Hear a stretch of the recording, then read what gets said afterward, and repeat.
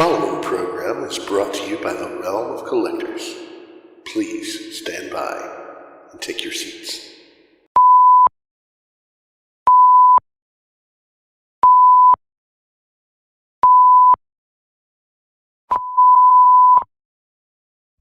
Good evening, and welcome to Masterpiece Shitpiece Theater. If you would please kindly take your seats, the show will begin momentarily.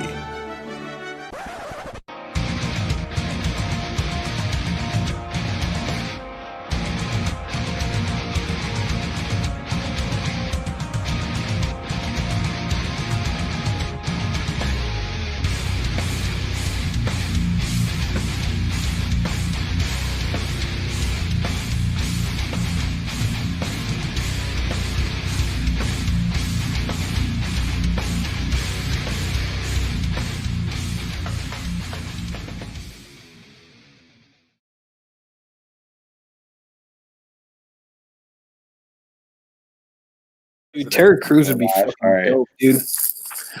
Oh,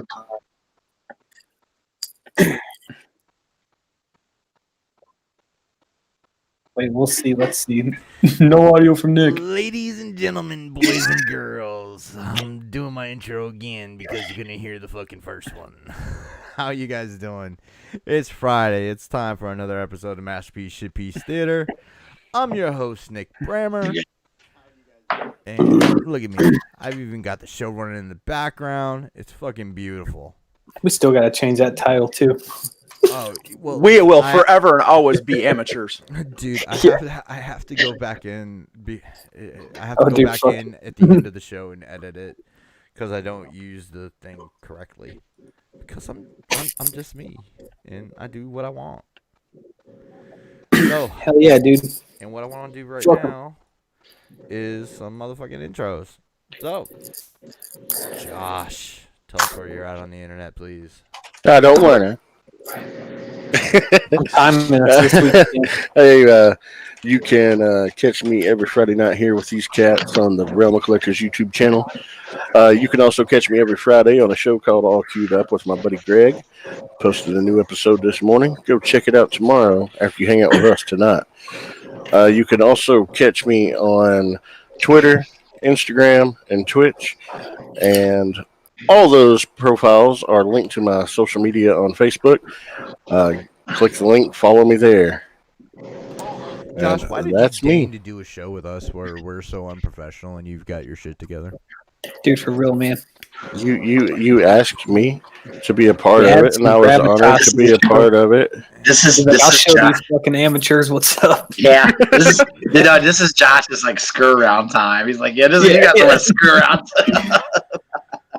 Everybody's got to slum it once in a while. Indeed, that's it. Josh has to do this show to remind himself what bad broadcasting can be.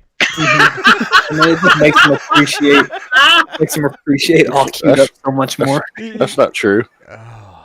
Hey, to his credit, he does attempt to bring us up to professional level. I really do. I wasn't going to say anything, but I'm just like, hey, let's do this. I will tell you guys, though, I have seen much worse shows on YouTube than I. All right, name them, dude. Air them out. Name them. Oh God! Well, they're just shit that I come across, and I'm like, and guys are like, You're yeah. gonna have him name him. So the Looper channel does exist. There is one that I can name that I really think is terrible. Dude, But it's funny, man. Josh is always giving us tips. He just finds it. We've been controversy free for a while. So I'm not going to do it. I said I'm not. I like being controversy free. Hey, come on, where's the fun in that way? Controversy free. Let's be realistic. We get them enough tech headaches to laugh at. They that's don't need to find anything else. Yeah, one problem at a time, man. We'll get controversial later. We'll figure it out once everything. Yeah, once all the tech is figured out, one of us will go jack it on a corner in San Diego, and they can have their controversy. I nominate Sam. Jacking it. Dude, okay, if you nominate Sam, you got to go take the picture, though. Well, that's fine. You know how many hits we would get with a midget whacking it on a corner in San Diego? Oh my God. Yeah, but like, oh my God, for the show, man. Well, comments are real. Oh, Why is that man hanging We- and has any- his pants off? to all you, so all of you little people out there, please We send apologize for Rob. your complaints Yeah, man. to Rob. Rob's out of control, guys. That's okay. He all just blew over me, so they didn't hear the fucking worst shit I said. Rob! Why don't you go ahead and tell us where you're at on the internet, please?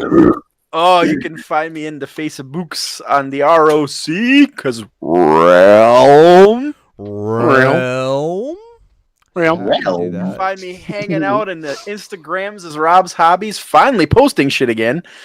And then, of course, every Friday night with my favorite characters in the And world. Russ. No, I'm just playing.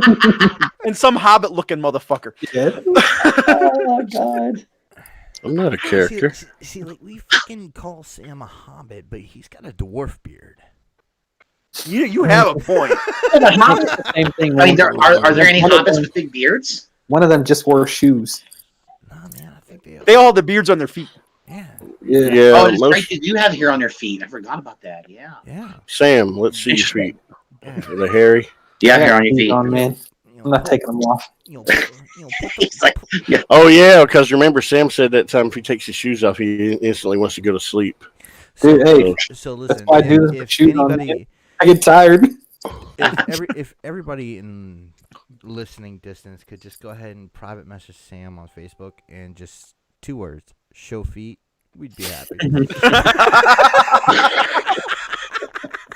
I really feel like this joke should all of a sudden be on a different channel.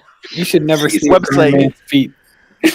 Starting We're all with about- you, ending with something That's not disgusting. you. We're all about the fetish, my friend. All about the fetish. Yeah. So good. Well, I've already been talking about autoerotic. All right, well, we're Now only talking 5 minutes show in, dude. feet. We're good, baby. Love Oh, I it. mean, I'll show the 5 minutes stump. Dude, I still get, dude. I'm not gonna talk about the stump. Russ, where are you at on the internet? Listen, first of all, I've been up close and personal with that stump. Okay, it is creepy. Dude, Sorry. The best is when he puts Bobby's skull face mask on it. Oh, did I? Bobby's head. I put the puppet arms and legs on the skull mask, and I showed it to Bobby. He's like, "Oh my god, we got to do something with that." Yeah, of course he did. Of course he did. Oh, That's crazy. Oh, anyway, you can find me on the Facebook, the Instagram, Twitters. Maybe on YouTube. I tried to put something up the other day, and it wouldn't take it. I'm kind of worried. I think they fucked with my account, so I'm kind of nervous. I don't know. I'd love to just unlock it, dude. I don't know what's going on. I've served my time. Okay, I promise no more penis shots. Nuts. walk away from Anyway, what are you talking about, man? Are you going to be unscrewing bottle caps with your nuts? you got it. But when he's swinging and smacking a bottle with my nutcap. oh yeah. Oh god. After the party tonight, we'll be showing you some videos. That was Yo, insane. dude. Russ, have you thought of maybe moving your rants to a different platform such as RedTube or YouPorn? Dude, put them on Twitter, man. Anything goes. I might not get banned there. Although they might ban me because I'm not dirty enough. They encourage penis shots. On RedTube, they do? You I thought it got was to show 'em like- your feet. I guess so. I guess it's all like porn, right? So they're like, yeah. I mean, I don't know. I have a little self Internet is for porn. Hey Russ, I hear that Penn Island is looking for a new sponsor, and they wanted you. Be my dream come true, Josh. Screen share and then go to the website. I'm in. I get paid to shake my dick? Mhm.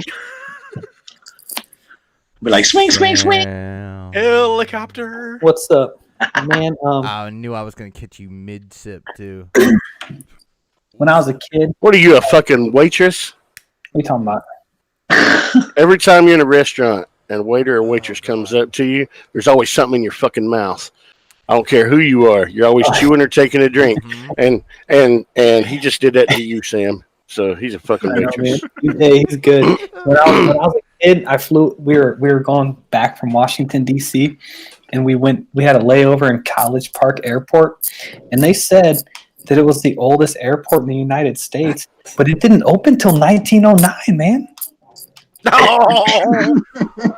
It's kind of weird. With me. No, I'm Sam Mead in the Facebook group. Damn it! Here every Friday night. Nick, where are you at, man? Hey, we're at 8 minutes. No. Wait. Josh, where you at? Josh, You already did me. Dude, we did him first. We already did me. Pay attention. Yeah, Josh is always first. I always Yeah. go in Rob. order. We were too Rob is busy awesome, talking man. dick jokes, so I didn't You hear did him. Sorry. You were the one that said I was the one that tried to bring the level of professionalism. Jesus. Yeah, Wow. that's true. I guess I've had too much rum tonight. I was I was going to say, are you high? No, Rob- drunk. Fucking Rob is excited. Rob's He's- been riding with the fucking captain. Yeah, God man. damn. All right. Captain. Captain. Where you at, Nick? And Coke. Where you at, Nick? Captain Masterpiece Shitpiece. Yeah, dude. I'm gonna keep adding titles. It's gonna be like Commodore Captain Masterpiece Shitpiece. Jesus Christ. You guys know where you can find me. I'm Nick Brammer on Facebook, at Brammer_Nick on Twitter. And what's my shit on Instagram? Because you know better than I do, Sam. Masterpiece _shitpiece. I think there's Yeah. a big grammar there too, right? Yeah, but that account I've never posted anything under, I don't think. You don't post anything under the other one. I'm Yeah. gonna start though once I finish these 2 teams. He goes by Deep Diver on RedTube.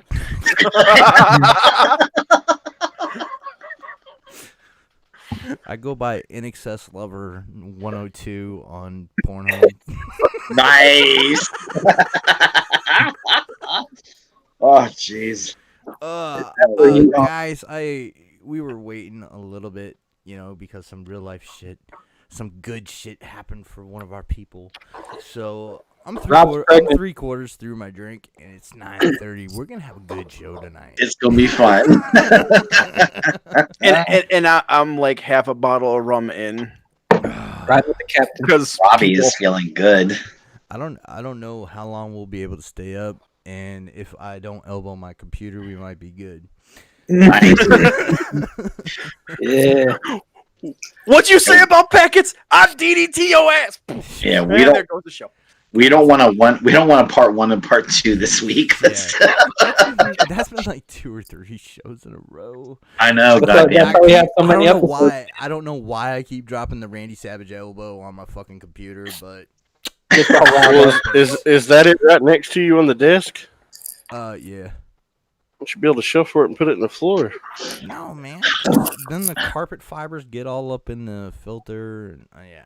He wants to see the pretty lights. That too. I got some pretty lights on this motherfucker. That's kind of cool. Oh, look, the light. Oh, I can't help it. I gotta stare at it. If you want a little bit of info on Masterpiece Shitpiece, go ahead on Google and Google the Thermal Take Level 10 GT case, and that's what he's dealing with. I love that thing. God, you sound so sexy when you say that, you stud. I love fucking computers. What's the power supply? Oh god, I got a 750 watt XVZ. It's fucking Nice. Okay. Core He's- i7 he's with doing the dirty Tesla video cards. I've got Component. an unlocked i5 4690. Yep, you failed. Okay. I just You want to make sure fucking Anna short, wasn't, Nick. You got an i5. I had to make sure Anna Dude, wasn't watching the yo, show. I'm yo, over this sexy one- computer this talking. iPhone- Dude, she's upstairs in the bathtub watching it. I know. She's all like, "Ooh, baby." For this, Nick, don't feel bad. We can smell our own. I've got an i5 too. no, dude. No. For this generation, an i5, it's more because I can overclock it. It's way more powerful than most i7s. Anyways, we've been going for 14 minutes on this intro, and we were doing Okay. so good. So let's go ahead and get into the meat of this motherfucking show. We're gonna be doing news as usual, guys. First thing on the agenda, DC Collectibles released a pretty cool little promo this week. It showed nothing but a green glowing. What do you call that? fucking It's called a manhole cover. manhole cover. Thank you. See, Rob, Or a sewer vagina if you really want to get technical. Sewer vagina. Jesus. Rob knows all about that manhole. Goddamn right. Love me some manhole. So, Sam is trying to keep his shit together with that blue heart on his fucking thumb. What the hell? Oh, dude, I was dry brushing, man. He is having Yo, Nick, trouble turn your hearing shit you. up. Okay. Sam, you shouldn't dry brush. They say it works better with lotion. So, I know what the problem is. Hold on, guys.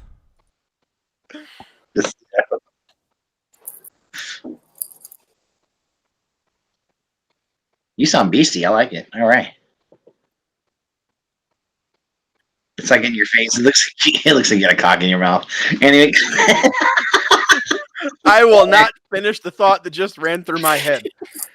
Now that we made sure we definitely aren't getting anything on this video. There we go.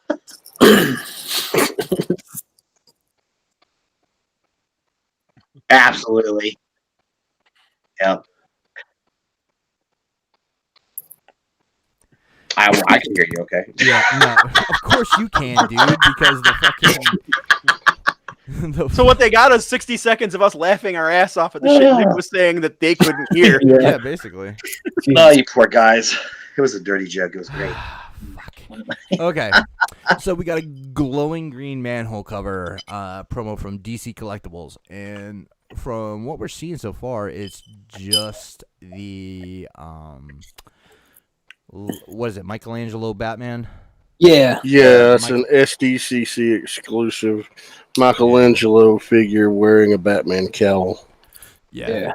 It's a cool little figure. It's done in the style more of the Nicktoons Turtle series rather than the recent Turtles Batman animated movie, which is a little bit more mature. More like IDW style turtle. No, it's not IDW style it's at all. not IDW style because the IDW shit looks like a Gritty and hardcore. Yeah, it's gritty. And You're not hardcore. talking about that goofy ass modern Nicktoons series with the No, not the Rise of the Turtles. Not the Rise of the Turtles. The one. He's before. talking about the one Dude, that one before was from good, man. 2012. Yeah, that one was good. Yeah, that one was good.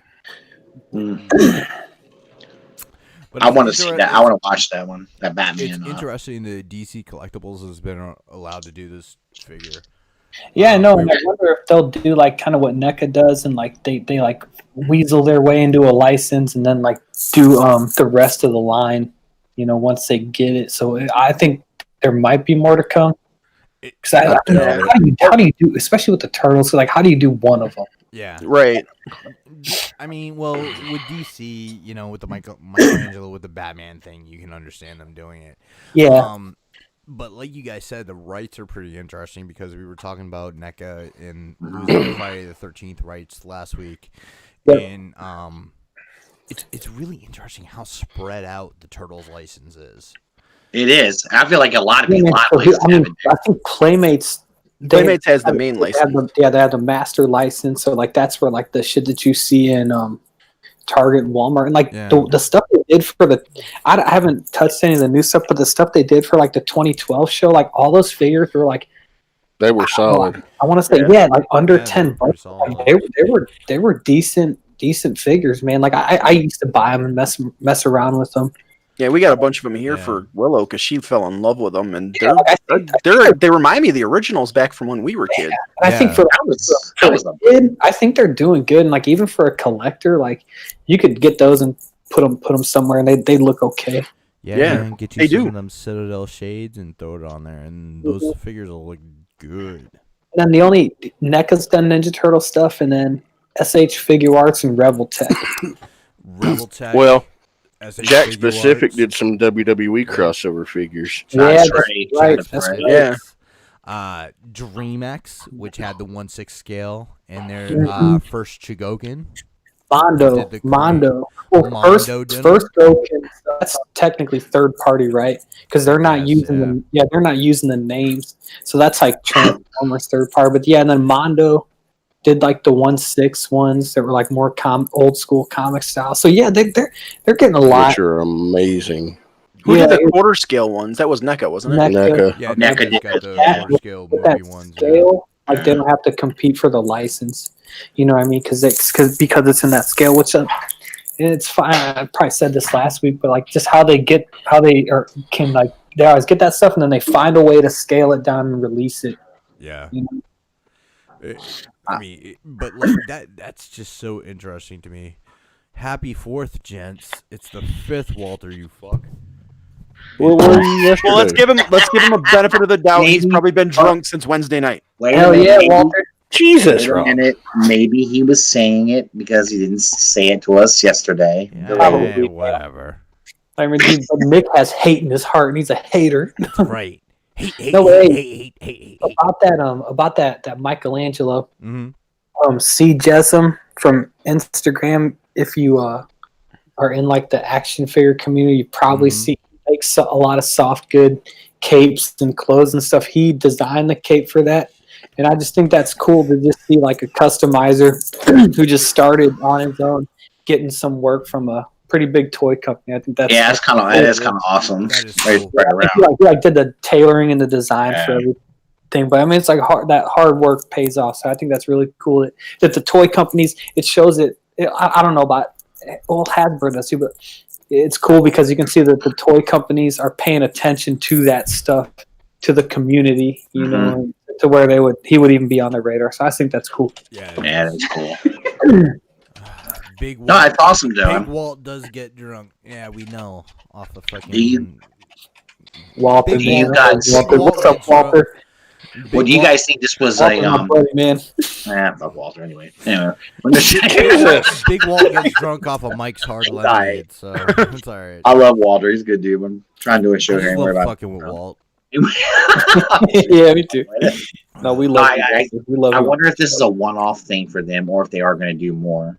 I would hope they did finish at least the 4 turtles. Yeah, Russ, Yeah. it'd be easy to say don't know. that if it wasn't it's like the Ghostbusters. Like if You what if can't they just did- do one, right? What if they Yeah. did just Winston and no one else? Like it'd just be weird, you know? Because like you weren't gonna. Like, So what do you? continue 'em. What do you have? Mikey and dressed as Batman. Have Leo dressed as Superman. No, We have, Maybe. you gonna dress Maybe. Donatello in drag as Wonder Woman? I'd be so down with that. Or like, even if they got into like the Rogues or something, you know, like maybe or like, they could like make one of them Robin or one of them fucking Alfred. I don't know. like a fucking leatherneck killer frog. I straight up don't know what this comes from. Like this Mikey dressed as Batman. It's just because they just did that animated movie and they've done the couple of comic series. Okay. I know for a fact. I didn't know if this was like like this happened on screen or on a page somewhere. I didn't know. I don't think so. I think it's just like a homage because of the relationship that they're having with Nickelodeon. Yeah. Well, that's cool, man. Yeah.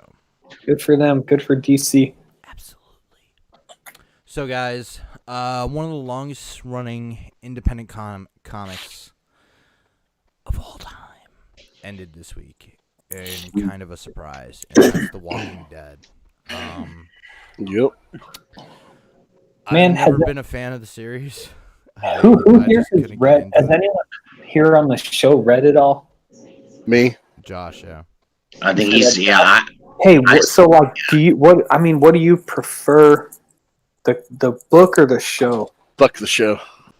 Okay, and so what do you like more about the book? Is it that that you can, because I've had this with comic books that have been made in the shows where I enjoyed the book more because I could read it at my own pace. So like, what did you prefer Yeah. about the show or the book? Well, the book, it's just, I'm sorry, it's the original, it's the source material, so I'm always going to respect the original source material more. true. While I enjoyed aspects of the show, I used to enjoy the show up until about 3 years ago, and then it started taking a tank. That's It's kind of just tanking bad, and I hate everything the show's done in the past 3 years, so I've quit Okay, so watching. Let me ask you, Josh, if you read a book, like a comic book, and you liked it, or maybe let's say you loved it, if they made an on-screen adaptation that like maybe they went to something in the story that was like maybe confusing or broken and they fixed it for the show or movie or whatever, would you still prefer the book over that, even if they fix some things? I'm always going to prefer the original source material book. Okay. There are ways, where certain things come across on a page differently than they're going to translate on a screen. So I'm totally fine with a director or studio taking liberties to make it translate better to a real world audience. That's just a natural thing. It has to be that way sometimes. That's why it's called an adaptation. Yeah, exactly. And I don't enjoy a straight up page for page adaptation of anything. Man, I want to see liberties taken, but I want to see things stay true to the source material in the means of like characterization. You can change the look, but make them still be who they are as a character. And like keeping the spirit of the story or the tone. I think I mean you can change, you can even change the spirit or tone as long as you nail who the character is supposed to be. You don't take Optimus Prime and make him fucking Murder Prime. Fuck Murder Prime. Yeah. You don't take Hey, there's nothing wrong with Murder Prime. Murder Prime I'm with you on that. No, Murder Prime was not cool. But like, say that we were talking Turtles just a minute ago. Mm-hmm. You look at all the iterations of the Teenage Mutant Ninja Turtles. Raph's always been the angry warrior who likes to strike it out alone but struggles with his feelings. Leo's always been the stoic, solid, the leader who doubts his own abilities. Mikey's always been kind of like the goofy party one. And Donnie's always been the tech guy. Yeah, but Raph, look at this new Turtles episode, their series. Raph's the leader, and Leo's become Mikey. Dude, well, it's funny. It's fucking wrong. The 2012 one, which I think most of us enjoyed, or like even if whether we watched it or not, they stayed true to that original characterization. I think Josh, you said something. Even if they don't look the same, that was a lot of people's reactions when this new Turtle series came out, because they kind of radically changed the way they look. Yeah, and I get why they're doing it. They're mixing the style up there. And the Turtles have always changed from look to look. Mm-hmm. Yeah. But this is the most dramatic overhaul ever, and they made them each a different species. Like Raph's a big snapping turtle now, and he's huge.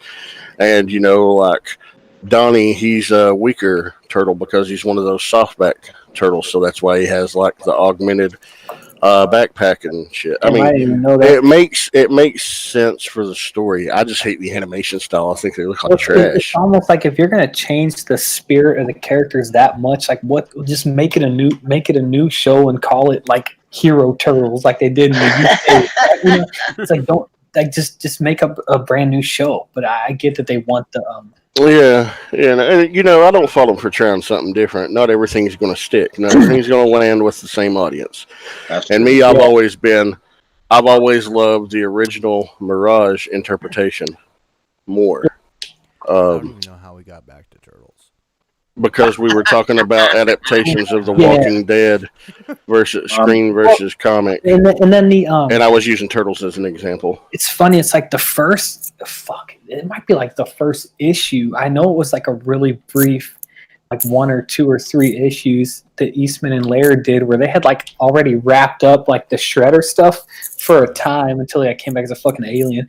But it's dude, first issue Shredder dies. Okay, so was the first issue. Yeah, so like that's basically the movie that we got. That 1990 movie was based heavily off of the original Turtles comic. That movie, I think, is the best Ninja Turtles movie that we'll ever get, man. I agree. I watch that movie once a week or twice a week with my kids because they always want to watch it. I brainwash them.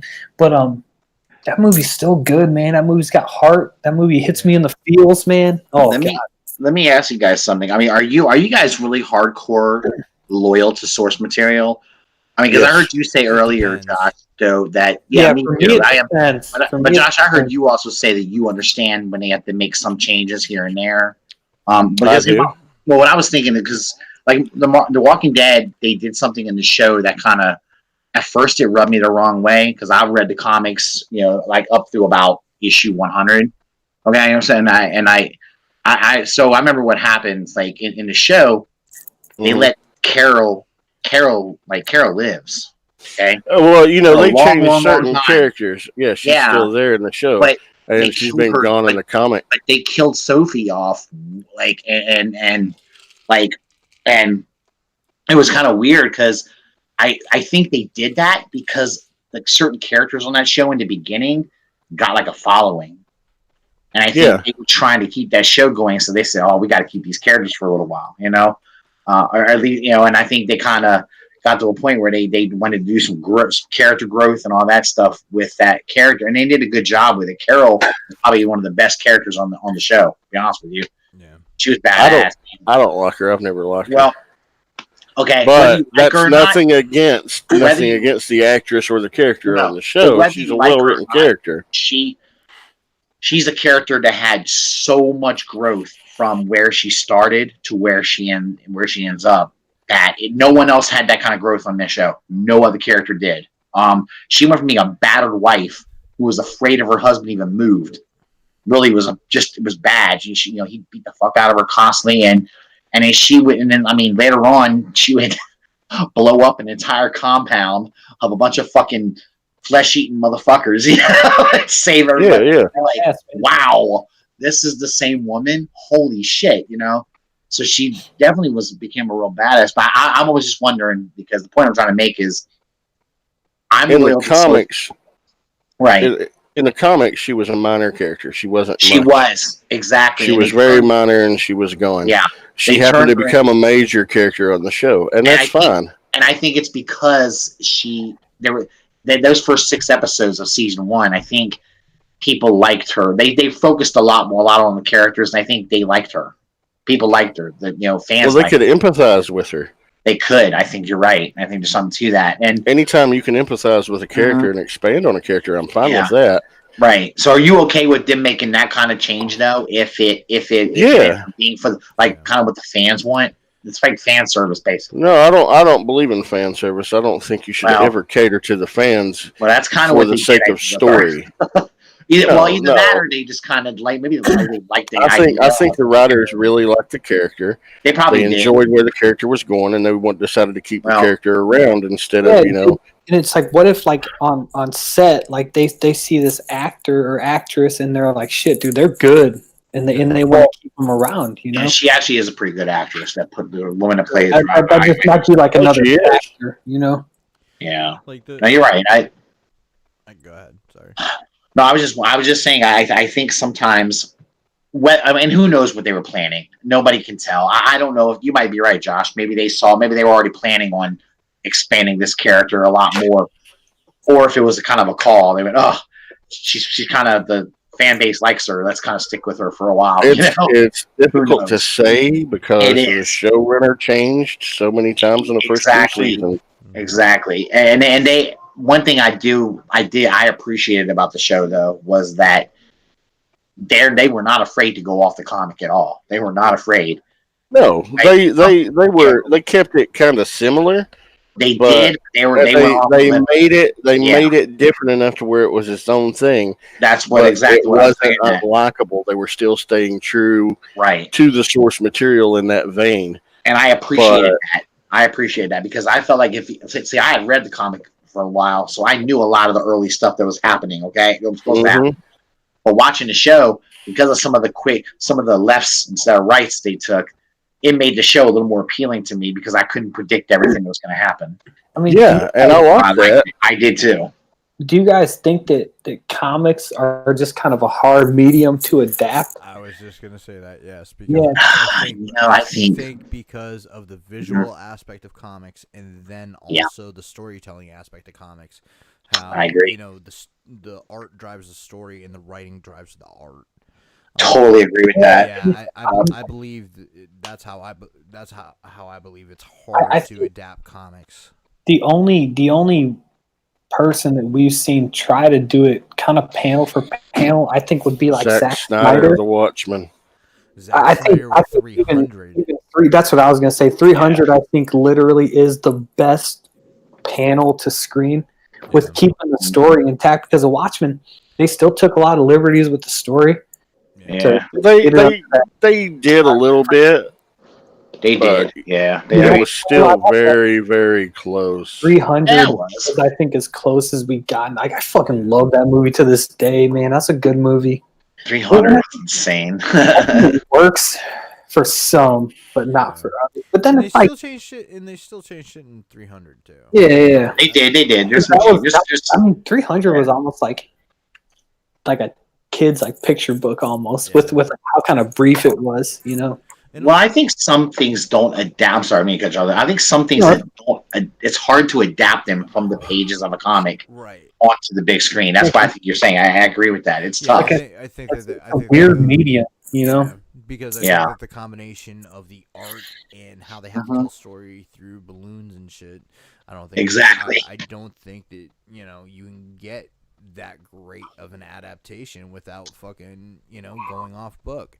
One of the things that I was just thinking about is I think that the genre that lends itself best to when people go off and like make a little bit of changes is fucking fantasy. Yeah. Yes. Oh no, I agree. 100%. Yeah. I loved the Lord of the Rings and the Hobbit as a kid. But Yeah. I'd rather watch the fucking movies than read the fucking books again.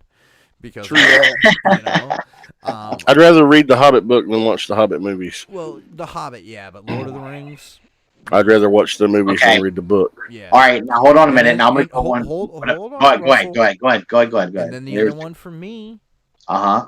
is Game of Thrones. That's what I was gonna go ahead. Go ahead. Game of Thrones is so dense. And Yeah. I believe it's going to be the same thing for like the Wheel of Time series and things of that nature. When you can condense these dense stories that go on for Right. thousands of pages into Yep. 9-10 hours, whereas Uh-huh. like reading it takes you way longer than that. Well, yeah. Sometimes writers are very verbose as well, and they'll overwrite. They'll give us way too much description of Like Tolkien. things. Yeah, Yeah. I mean, nothing against him. Right. He created a beautiful world, but he couldn't write a battle for shit. And yet he wrote a 9-page song from fucking elves about Limba spread, but yet the Battle of Helm's Deep took 2.5 pages. Yeah. Come on now. He was overly descriptive. Yes. Beautiful in its descriptiveness, but overly descriptive and couldn't Right. do like action at all, hardly. Yeah. Yeah. Kind of weird, isn't it? How he was good at one aspect, but not so good at the other. Huh? Yeah. It's. And like Josh, I know you're into D&D and stuff like that. Did you ever Mhm. read like Drizzt or anything like that? No, actually, I'm aware of the character, but I've never read any of the Forgotten Realms stuff. Yeah. But I know he's awesome. Yeah, I think that's another thing. Like, Robert Jordan.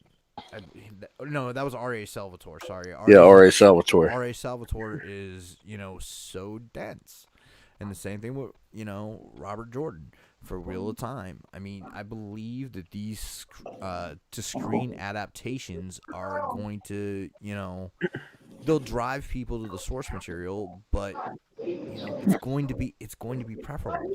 Well, look at what happened with Ender's Game after everybody was flipping their shit because the Ender Saga was coming to the movie screen, and they had to leave so much of the story out to make the movie. Yeah, It just pissed everybody off. that's true too.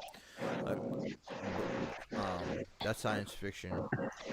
So like, I don't. Yeah, but li- same. like you're saying, but I don't think that you can condense a science fiction source down like you can a fantasy source, because like there have been 2 adaptations, and now we're going on a 3rd adaptation of Dune. Yeah. And I just don't see like science fiction being as adaptable and people being able to take as many liberties with it as you can with fantasy. True. Well, yeah, fantasy. I agree with you because there's a lot more leeway. I feel in most fantasy stories there is. Whereas like certain other when you have other stories, it's kind of like the you got to be more. You got to get the characters right a lot more. And I think in fantasy, with every character in fantasy, just about there's a little you can fuck with always. Yeah. And the Are you talking characterization about is like books, like fantasy books? Yes. Yeah. Do you think it's because, like we were talking about with Star Wars before, like with Darth Santa, because like there's not like a picture of this is what this person looks like, Mhm. so it's like if they don't have to look a certain way. Well, Yeah. that's why I think there's a lot of artists out there that have done renditions of it. And they Or kind of like just exists in your mind then. yeah, they just take their fucking lead. They just do whatever the fuck they want to do. You know, it's like, whatever. Jesus, I don't know what's up with the audio. I have it turned up all the way for me. Let me try this. Yeah, Russ is dead quiet on our end. Yeah. Yeah. Russ is not back in. So definitely everybody always give us a heads up about the audio because even with conversation, even with the equalizer in front of me, like I can't hear what you guys are hearing. So please always give us information. Yeah. The thing is that like I said, I think comics are very hard to adapt because of what I said, the art and the fucking narrative. The pacing's got to be and the pacing too. So like I think that something that would be fantasy that's in a comic that's really popular that I think would be very hard to adapt would be something like Saga. Oh yeah, dude. And see, that's the thing. Like with Josh, what you said with The Walking Dead. When I hear Netflix or Amazon, they're doing either Saga or like East of West.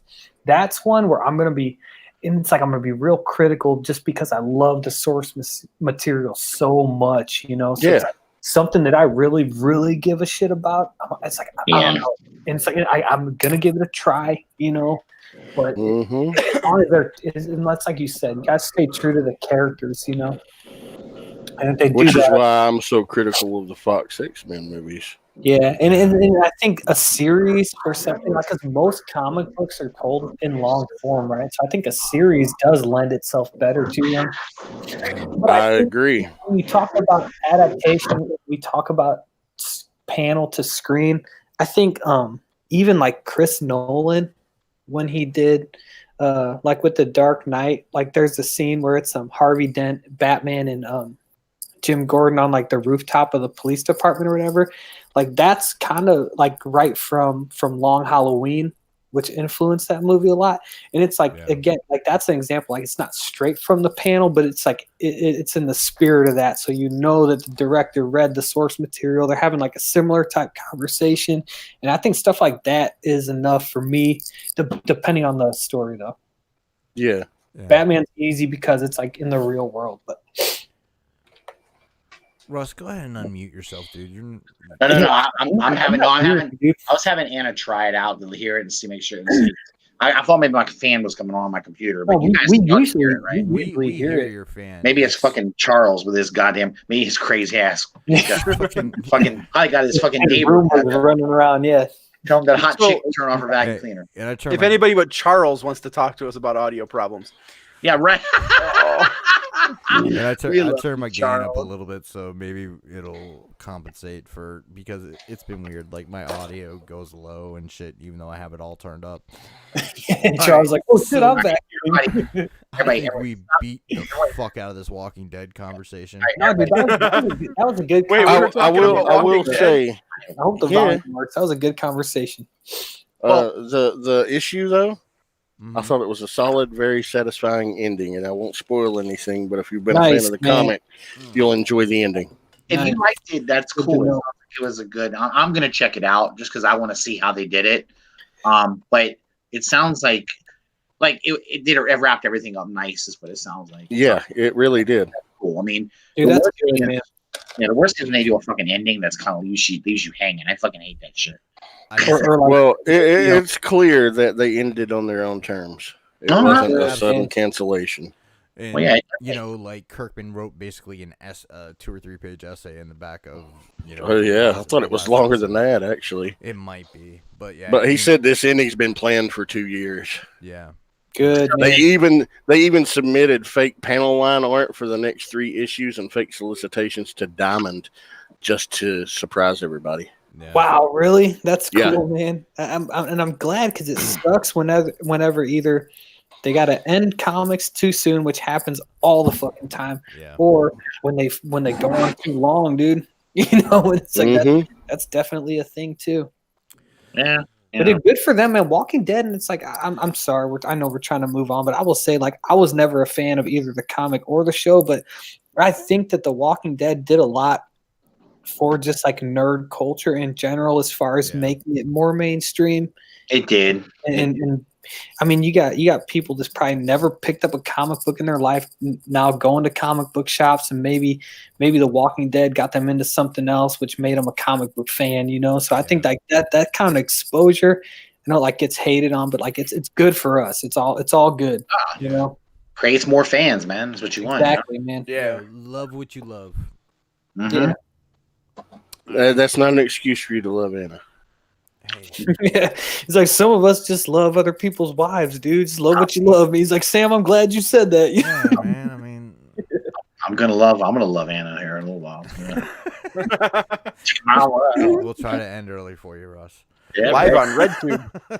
You just need a few seconds. That's Russ's new channel on RedTube.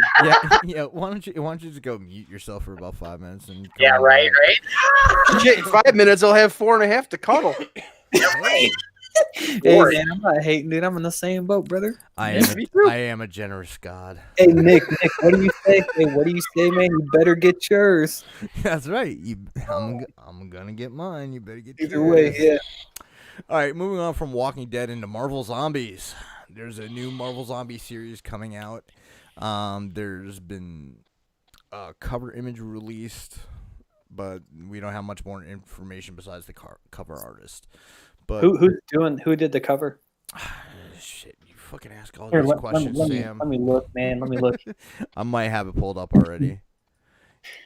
Oh fuck, I gotta pop up. Sean Phillips. Wait, no, that's the old one. My bad. In-hyuk Lee. Never heard of him. I am sorry for butchering your name, sir. He's in the chat too. He's gonna be mad. Know, right? No, that's just Charles under his pseudonym. Yeah. That's his pen name. Stop culturally appropriating. Oh God. But yeah, so that's the thing. Marvel Zombies is coming back. I enjoyed the original by Kirkman. Yeah, they had a good little following, man. They had those Diamond Select figures, but if you have them, hold on to them. Yeah. Because those things go for some money, dude. I wish I had never opened mine. Oh, you did, dude? Yeah. You can still get some money for them, even open, but... Well, when did they do Marvel Zombies before? Oh my God, it's been a long time. About 15 years. Something? 13 years. Before that, oh wow, I thought it was like mid 2000s. I thought it was like 2005 ish. It could be, dude. I just know they did Marvel Zombies Return 2, 3, 4. It was an interesting concept when it was first introduced in Ultimate Fantastic Four, and the first couple of miniseries were pretty good. The stuff that Kirkman They wrote. do just like a few books of it, and then yeah, like they introduced the concept in Ultimate Fantastic Four, and then it spawned its own mini, and then like Machine Man got into it in like one of the other miniseries, and it was Machine Man, and they were writing him like from what is that miniseries? Oh God, I can't remember. It's one of my favorite miniseries. And Warren Ellis wrote it. It had Machine Man, Captain Marvel. Shit. Oh God, it's like Next Wave, Agents of Hate. I never read that. Oh, dude, it's fucking amazing. If you guys, I never would have guessed that. I'm just saying, I never would have guessed that. Yeah. But like, it was that Machine Man, and I always criticize Dan Slott, but that Machine Man is also in the new Iron Man, and they're like using it to like explore like artificial intelligence and stuff, and it's pretty cool because like Machine Man's dating Jocasta. And it's just some really interesting stuff, and I will give props where props are due. Dan Slott, you did a good job for once. Fuck you. So, moving on from Marvel Zombies, because there's not really much to talk about, besides we got the preview image. We're gonna move on to Uncanny X-Men number 21. Now, this was released this week.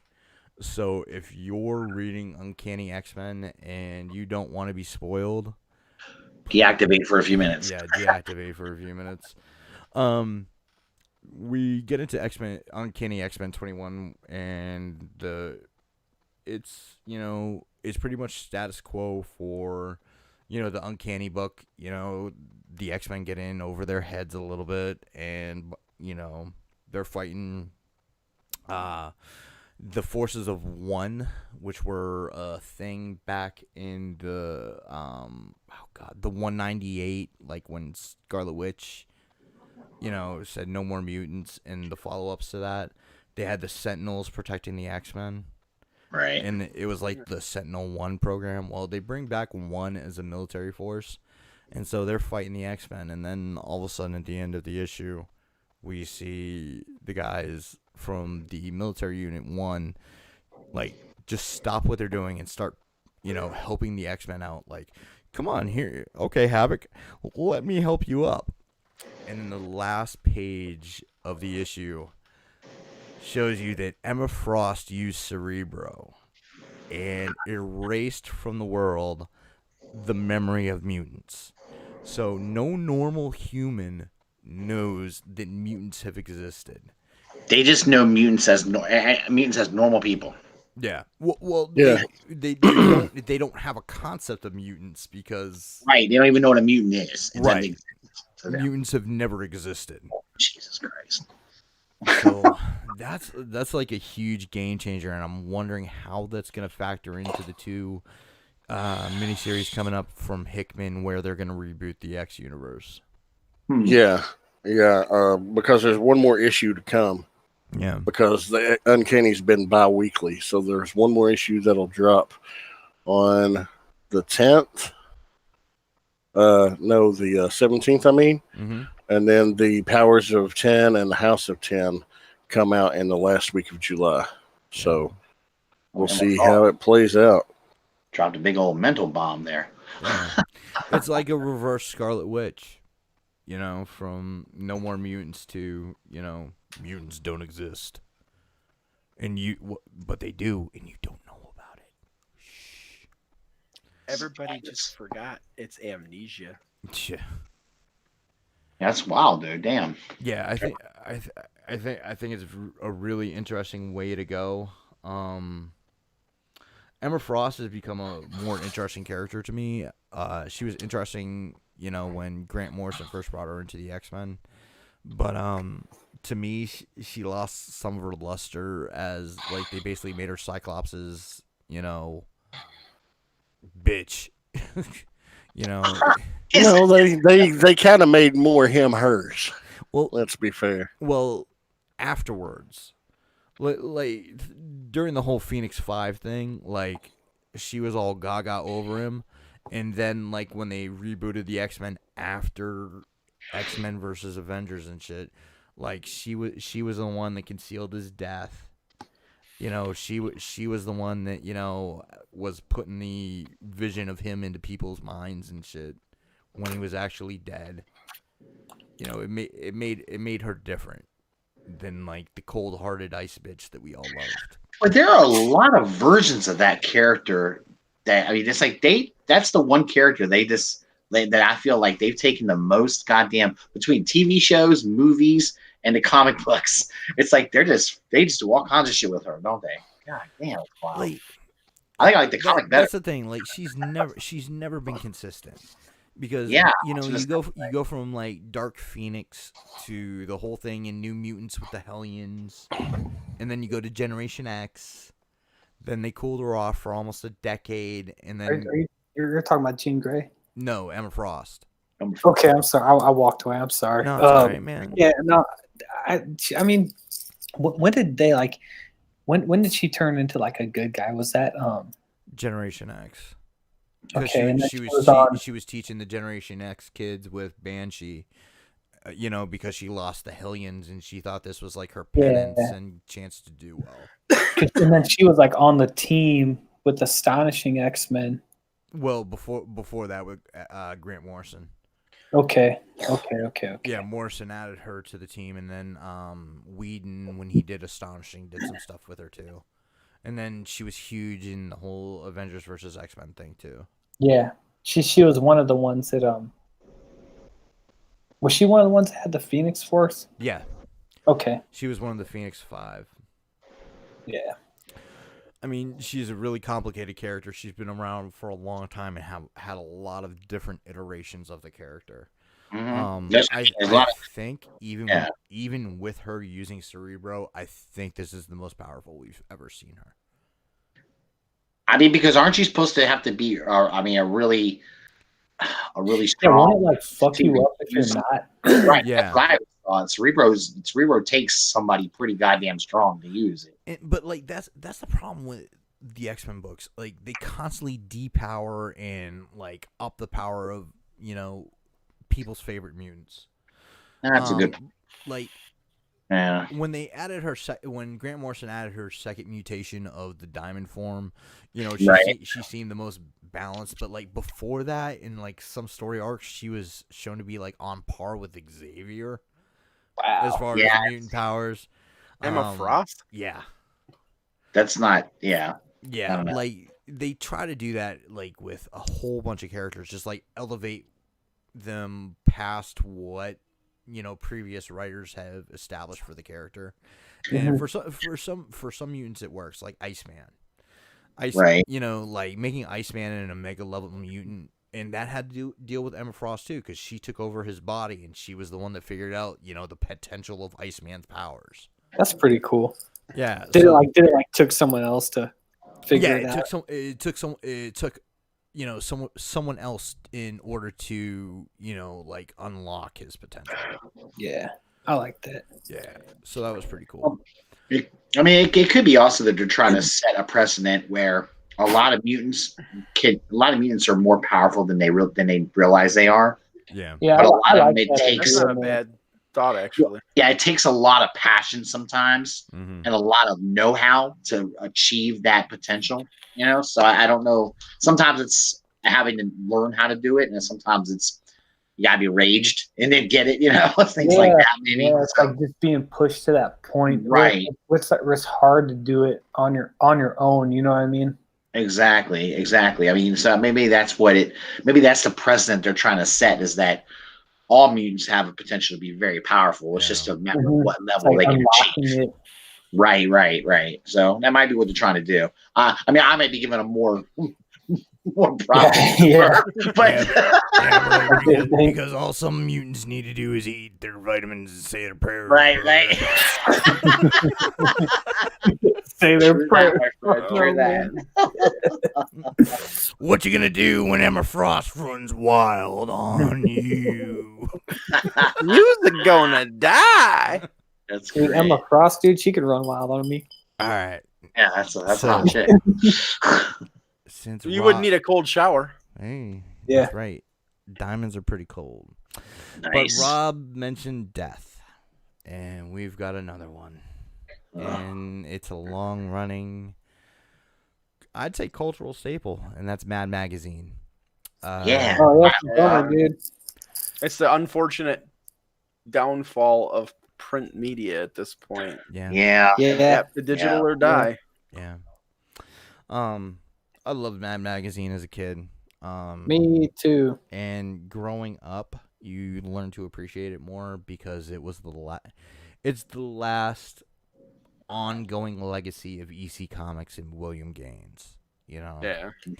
So looking at it from that point of view, I mean, it's sad. But looking at it from the point of view of how far downhill it's gone in the last few decades, like I'd say the last 20 years, it's not surprising. I mean, you have to be able to. You can't you can't be a print publication and have a niche audience. Comics is finding that out. Yeah. I want to talk about that at some point, just like the state of comics and.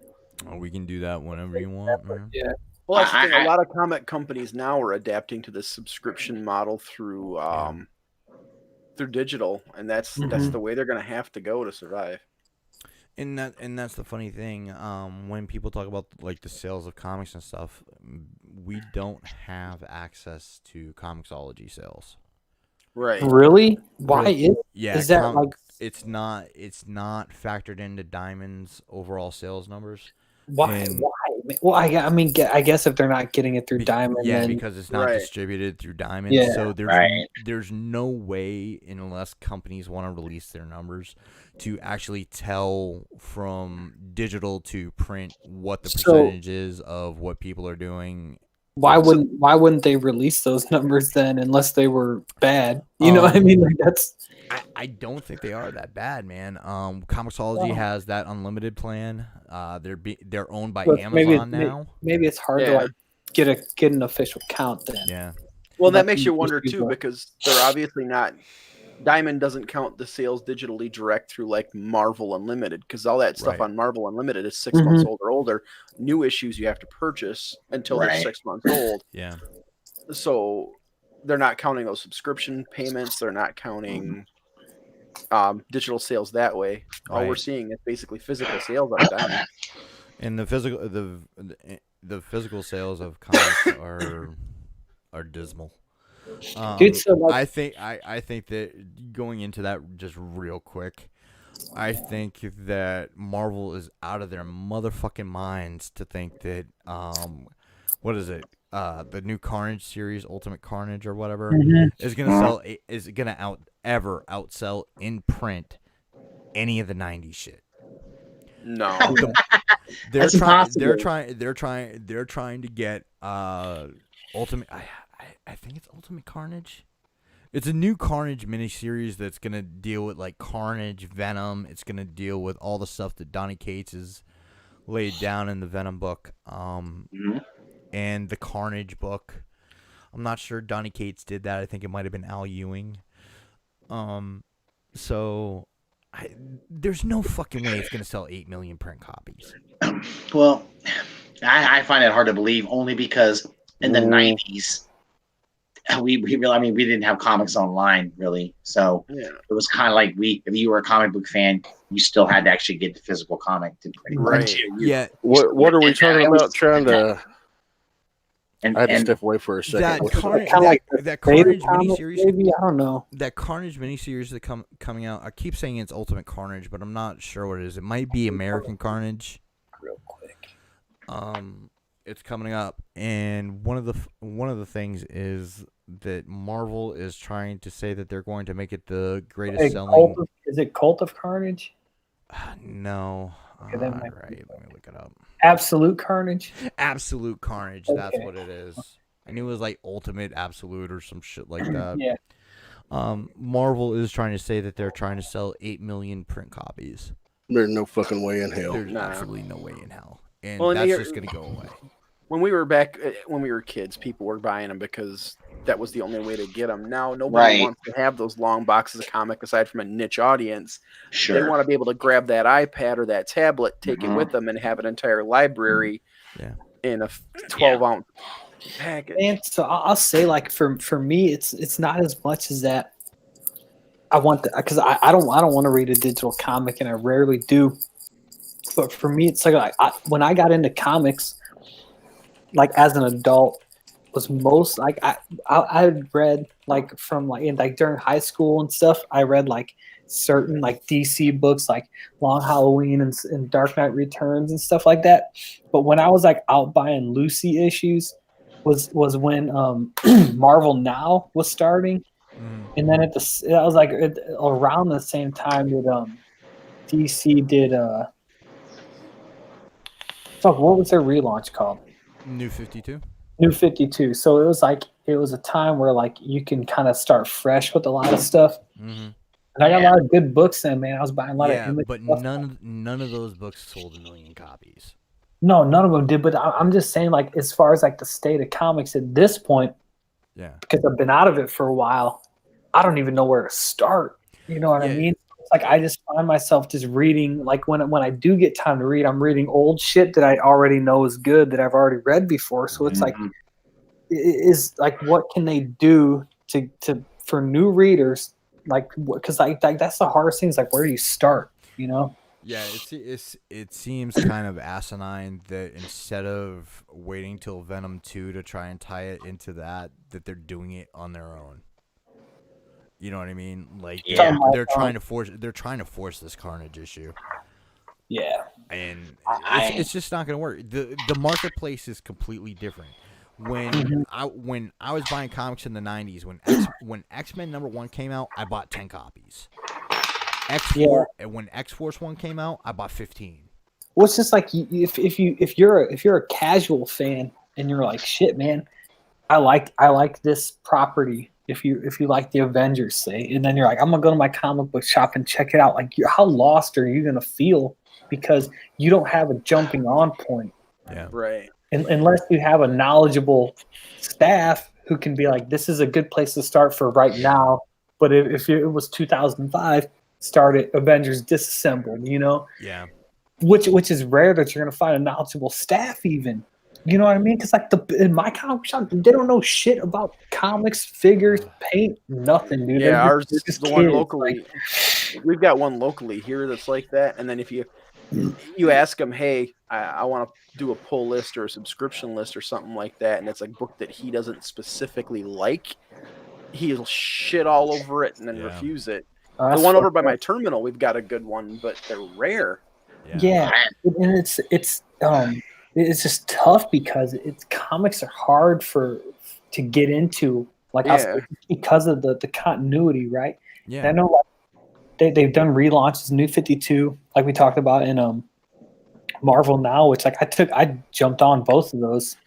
Yeah, but the thing is with the relaunches and stuff, even, I mean, you could have years worth of back issues to try to catch up on, and good luck finding them physically. Yeah. Yeah.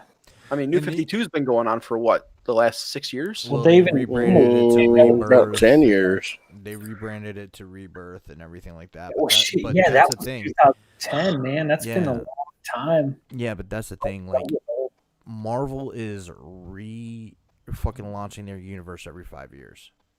DC isn't too far behind. I feel like that's like almost the way to do it, man. Because all the new people that they're bringing in with the movies. Right, but at No, the, but but at the, but I at don't the same know. time, it's fucking it's what we talk about, like, you know, with the two Flash actors. It's confusing consumers. Yeah, and it almost makes because- it be like, what's the point of Yeah. reading it and getting invested in it when you know it's going to be done Yeah. in 2 years? And the other thing is Yeah. that they're adapting these stories from the comics that happened so long ago that, okay, if you were a fan of Infinity War and Endgame, and you go back and you read Infinity Gauntlet, and then you read Infinity War, and, dude, it's and insane. then Infinity It's Crusade, it's completely fucking different. Yeah. Thanos is Yeah. a completely different character with completely different motivations. And dude, and I'll say he's much better in the movies, but still, like, do you think, that's my opinion, but like, do you think it would like take away from people's experience of the movies, or? No, but what it will do is it will sour them on the comics because it's not the story that they're getting in what they're used to. People are always going to want, you know, what they're familiar with. And I think it takes an open mind to say, okay, I can appreciate this for what it is. So in the movie for what it is, but that, again, that's rare, you know. So back in the 2000s, Marvel launched the Ultimate Universe, and a lot of that is what, you know, the Spider-Man movies are based on, you know, with the organic webbing, and, you know, the Avengers with Sam Jackson as Nick Fury, you know. So what I think would be the fucking smartest thing is continue your publishing, continue what you've got going right now. But what you really need to do is you need a fucking cinematic universe. You need a second Ultimate Universe. You know what I mean? You mean like in print, like a comic line? Yes. Yeah, well, dude, like, I agree that it's needed, but the problem is sales wouldn't support it. here's the thing with Ultimate. Though, if you base a universe on the movie stuff, it'll outsell the main line. No doubt. I get what you're saying. Well, I can tell you this because you could do comic books that are in between the movies and things like that. Almost like there was, and then also like that kind of like Yeah. fill in the gaps. Right, Yeah. right. That, But, like, yeah. Even with Ultimate, that was like that came out when and that came out is like kind of like what I was saying. Like you want these new fans to have a jumping on point, right? Right. Mhm, And right. if you saw Spider-Man in 2000, you're like, shit, dude, this character's cool. Let me go check out some comics. You could buy Ultimate Comics, and that's it. It's starting from square one. But then 10 years later, they're just as convoluted as the regular Marvel universe. Yeah. Like, what If do you not do? even more so. Yeah. Yo, wow, dude. Because what you got to think of is they're coming out with an issue every month. Yeah, and it's like, so what do you do? Like, how do you avoid that? Or it's like, what do you like? I can't. I'm asking because I can't think of a solution. Well, no. Personally, what I think is that they do need a cinematic line. That's the first thing, and then what you're going to have to do is you're going to have to realize that as you go from phase 3 to phase 4 to phase 5, you're going to have that continuity continue. You have to Man, be slavish to it. I'm glad you said that. I'm glad you said that because that is, I think, we talked about guys like John Hickman before with good writers being tied down by just too much shit. And when I say shit, I mean continuity. Yeah. So, like, because Wolverine's got to be here on this day, but here on this day, Jason Aaron might not be able to write the Wolverine story that he wants to write because I got to keep this, and this fucking web of continuity in mind when I'm trying to tell my story, you know, which I think sucks, man. And like the thing was the Ultimate Universe most of the time outsold the regular Marvel shit. Yeah. Oh, really? I didn't know that. Especially in the first few years. In the first few years, man, Ultimate's way outsold Avengers. Because it was so much easier to jump on, and it was so different than what everybody was used to. Right. It's like, oh, here's a new, fresh take. Ultimate Spider-Man. Ultimate Spider-Man made them think about canceling Amazing.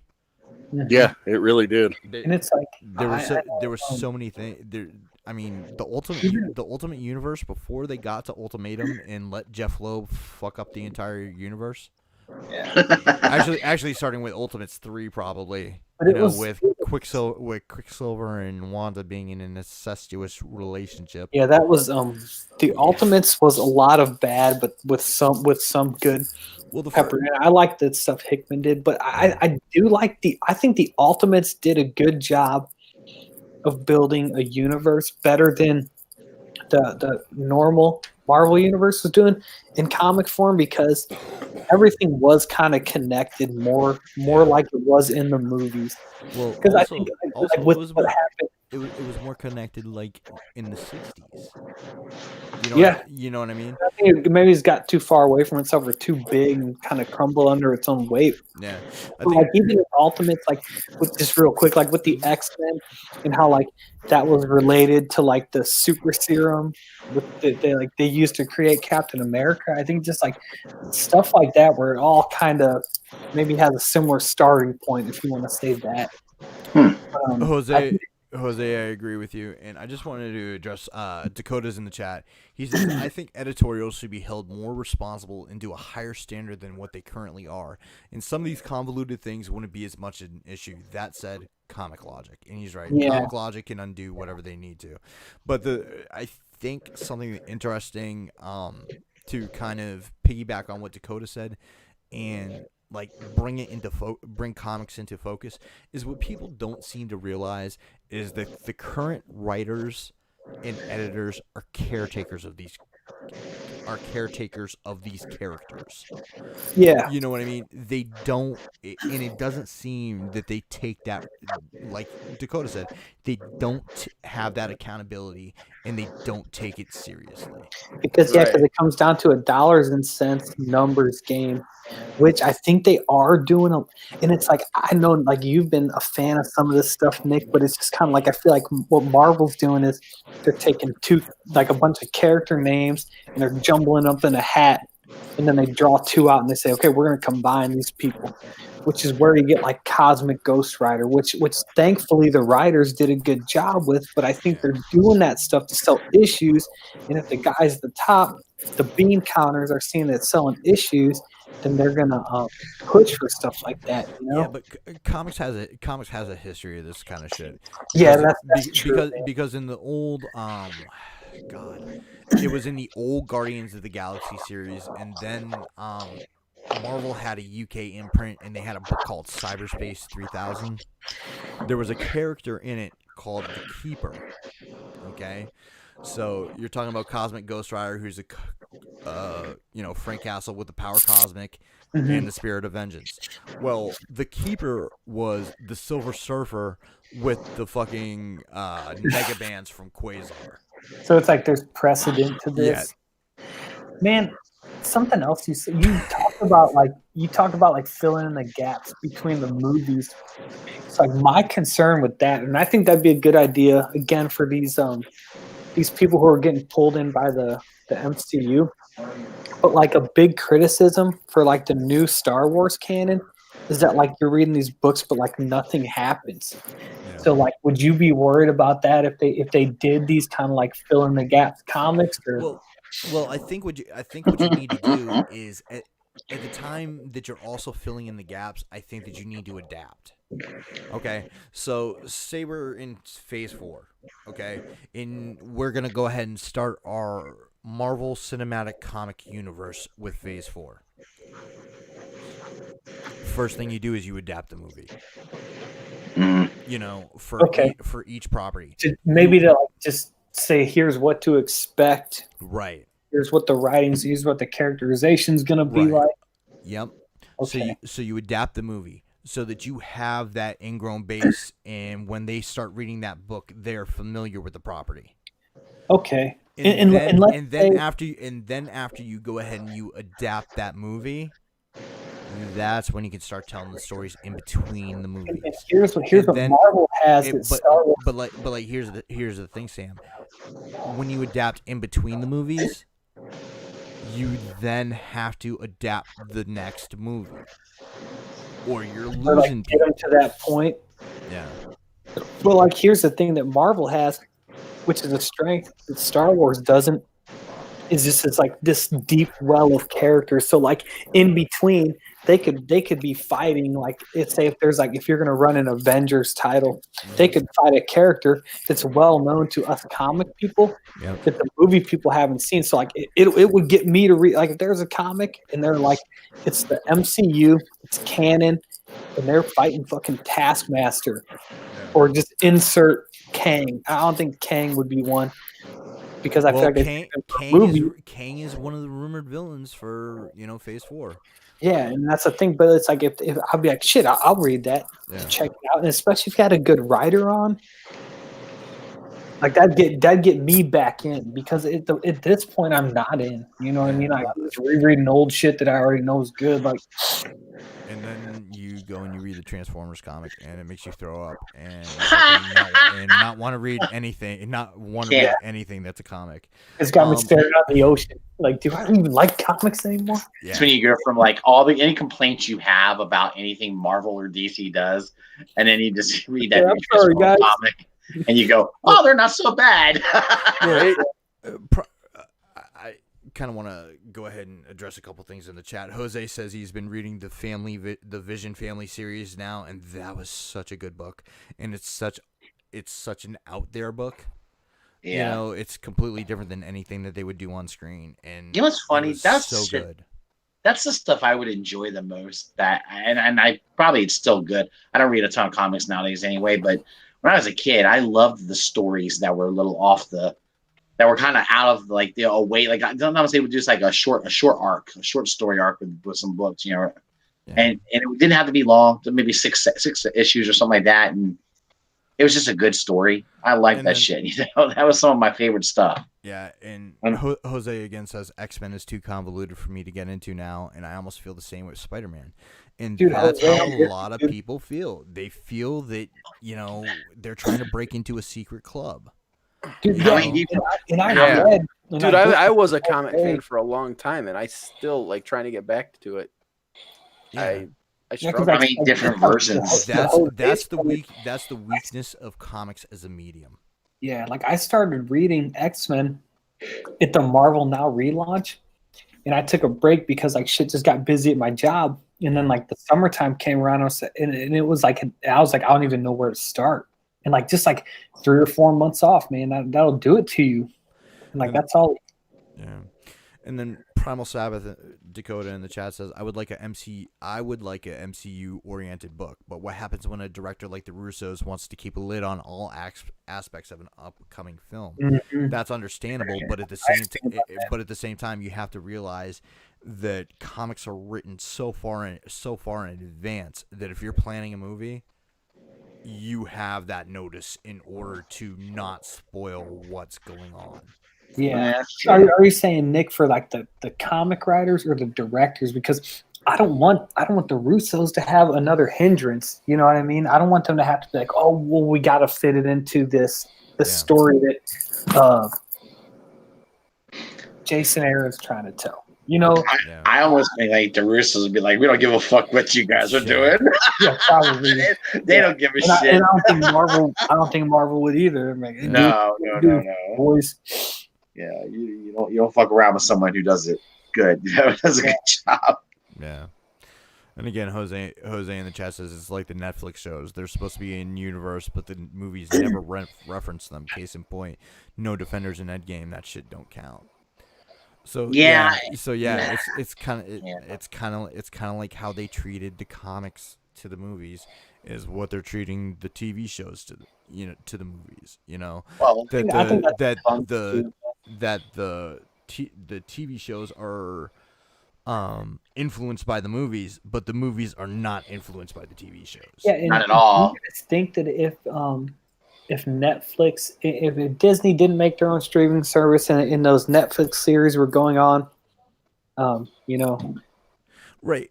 You think they would have had a reference in the movie or something if those situations were different. Dakota says that's the thing. The Russos kept the full scripts away from most of the actors. I don't think they would hand that over to even Marvel editorial with a team of writers and artists.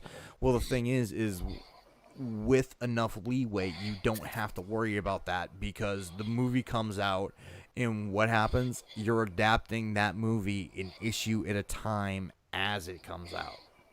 Yeah, you know what I mean. Yeah, you can't do a full 3-hour movie in one comic. So Nick, what you're saying is the day the movie comes out, you got to have issue 1 out ready to go, maybe. Right, of the new storyline. You've done your building and you've done your background for the movie, and then April 26th, Avengers 5 comes out. But I think what maybe Dakota's saying is like, how do you know that build up and background without knowing the story? You are gonna have to have. Well, the thing is you don't have to do that. What you have to do is they see Marvel sees the creators see these movies months before they come out.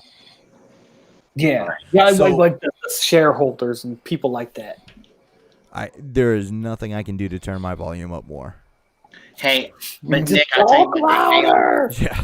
They well, when Agents of S.H.I.E.L.D. Years ago, they would do because they would whenever they would drop a new MCU movie. And Agents of S.H.I.E.L.D. had their season going on. They would have their episodes with the story leading up to it, and all of a sudden the movie comes out, and then the next episode, boom, picks up with the movie after the movie. So it's kind of like I like that. Yeah, they were pretty good about aligning with the movie. Again, the movie would affect the TV, but the TV would not affect the movie, obviously, right? Yeah. But they would, and you could see where they would like they happened with Thor. I like that because it'll get a dude like me to watch a show that I don't give a shit about. Right, true. That's what I said. Yeah, because it's all tied together, man. I think. Sorry, go ahead. No, that was it. I was just gonna say, and two, like you don't actually have to adapt the movie as the movie comes out. You let the movie rest. You know, you let the movie do its box office. You keep telling the story in between the two movies to keep interest in the book, and then whatever, like 2-3 months down the road, you start your adaptation of the movie, and people are still gonna buy it. Yeah, Because you have that small little window, and you can do it. It's kind of what you said, where it's like the Russos or whatever, they might not say all the details about the story, but they might say with the characters, don't kill this person. This person's got to be in this place. When the story starts, it's going to be a hindrance to them, but I think a talented writer could do a lot. And it's still, even if you got a movie coming up where you got to get all these characters in one place, it's going to be less stressful than trying to just meet the general comic continuity, which is again just like oppressive to a good writer. We're talking adaptation because you can't do the movie straight as a comic. You can't do a comic straight as a movie. So there's going to be changes in between the two mediums. Yeah. Absolutely. All right. Absolutely. I'm fucking done with this shit. That was another good discussion, man. We're 2 stories in. What? Good discussion. Jesus, we're only 2 stories in? No, we are 1, 2, 3, 4, 5 stories in. We are now on Sandman going to Netflix. I'm for it. Hey, gaming. I think everybody is. Gaming's involved. It's going to be interesting.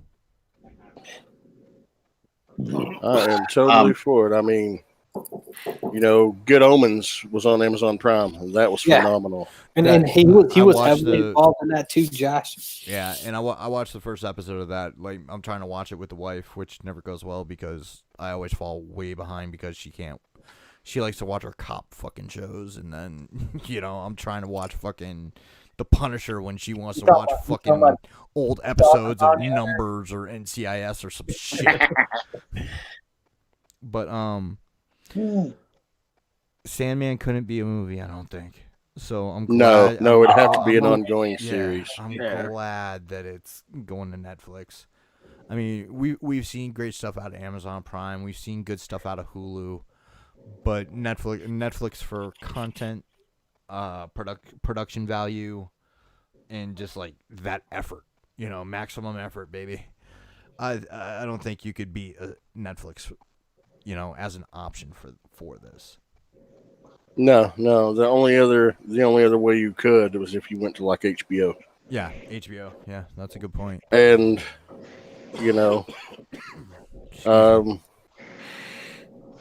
I'm excited about it. I think it's cool. I never read any of the Sandman comics. Oh my god. Well, there was just so much I didn't know where to begin, and I know it's a wonderful story because it's Gaiman. Gaiman doesn't usually write bad shit. Yeah. I've never been disappointed in a Gaiman comic. So I'm looking forward to it. And some people try to shit on like his Spawn stuff and like Miracle Man and stuff like that, but I find everything that Gaiman touches gold. It's such a beloved series too, and with the popularity of Lucifer and Netflix having the rights to Lucifer, even though it's not going to be, they're not going to continue it after next season. They've already confirmed that season 5 will be the last season of Lucifer.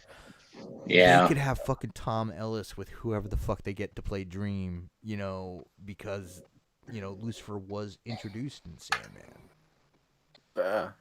I've never read the Sandman comics, so it's so great.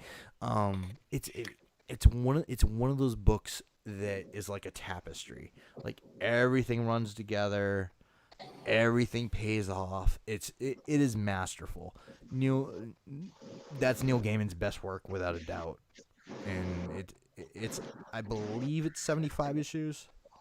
So about the same runtime as Preacher. So you're I think you're looking at 7 or 8 volumes of trades for it.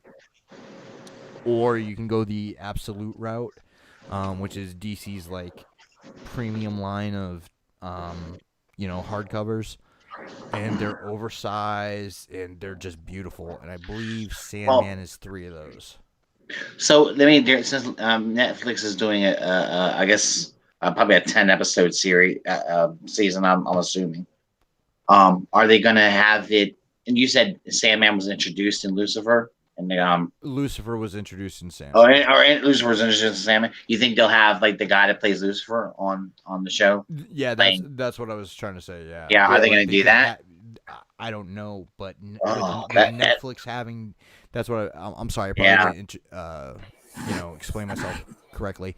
But what I'm saying is like with them having that relationship with DC with Lucifer, and with Tom Ellis, you could have, when it comes time to tell the Lucifer story in Sandman, you could have Tom Ellis, and that's going to be a draw.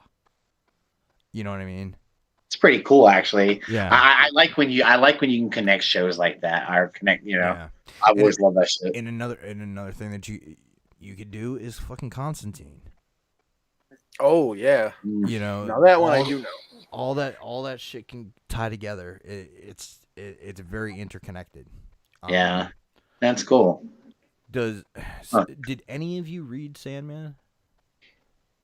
No, I never have. But you're making me want to go look for it now. Yeah, the first trade is called Preludes and Nocturnes, and it start with the first trade and just like enjoy it. Just, like it's one of those things where like usually if I'm reading comics, I can go through a trade in like 15-20 minutes. Yeah, that's kind of cool though. I like stories that involve like you say Lucifer is introduced in Sam. I mean that must mean I like stories involving the devil and shit like that. it's a completely different take on the devil too. Yeah, well that's cool though. I don't mind that either. But like what I was trying to say about the trades is like usually when I'm reading a trade I just bum right through it. With Sandman with the art and then the dialogue and just like going back and looking at like certain images and panels and shit. Like it's one of those deep dives that like it's a yuppie book. Okay, and what I mean by that is it's a book you can see somebody drinking wine and eating cheese and enjoying. You know what I mean? That's not a bad thing. No, it's not. It's not at all. Calling it a yuppie book is probably not the way to put it, but that's just the way I could. It appeals to a wider audience. Then yeah, say that's a good. And again, it's like for comics, it's a good thing, man. And then, dude, they're doing Sandman. So they could do Death, the High Cost of Living too, and that was another great selling Vertigo series was Death. It was one of those first interpretations of Death as a woman besides the Marvel one, which was in the 70s and shit. But it wasn't just that she was a woman; it was that she was a goth chick. And that, like she was spunky and she had character, and it wasn't what you were expecting to see from a character called Death. Mm-hmm. So yeah, I'm excited for Sandman. Sticking with Netflix, the Dark Crystal voice actors have been announced. Mm-hmm. Oh yeah, go ahead, I'm excited Josh, I know for this that. is your joy.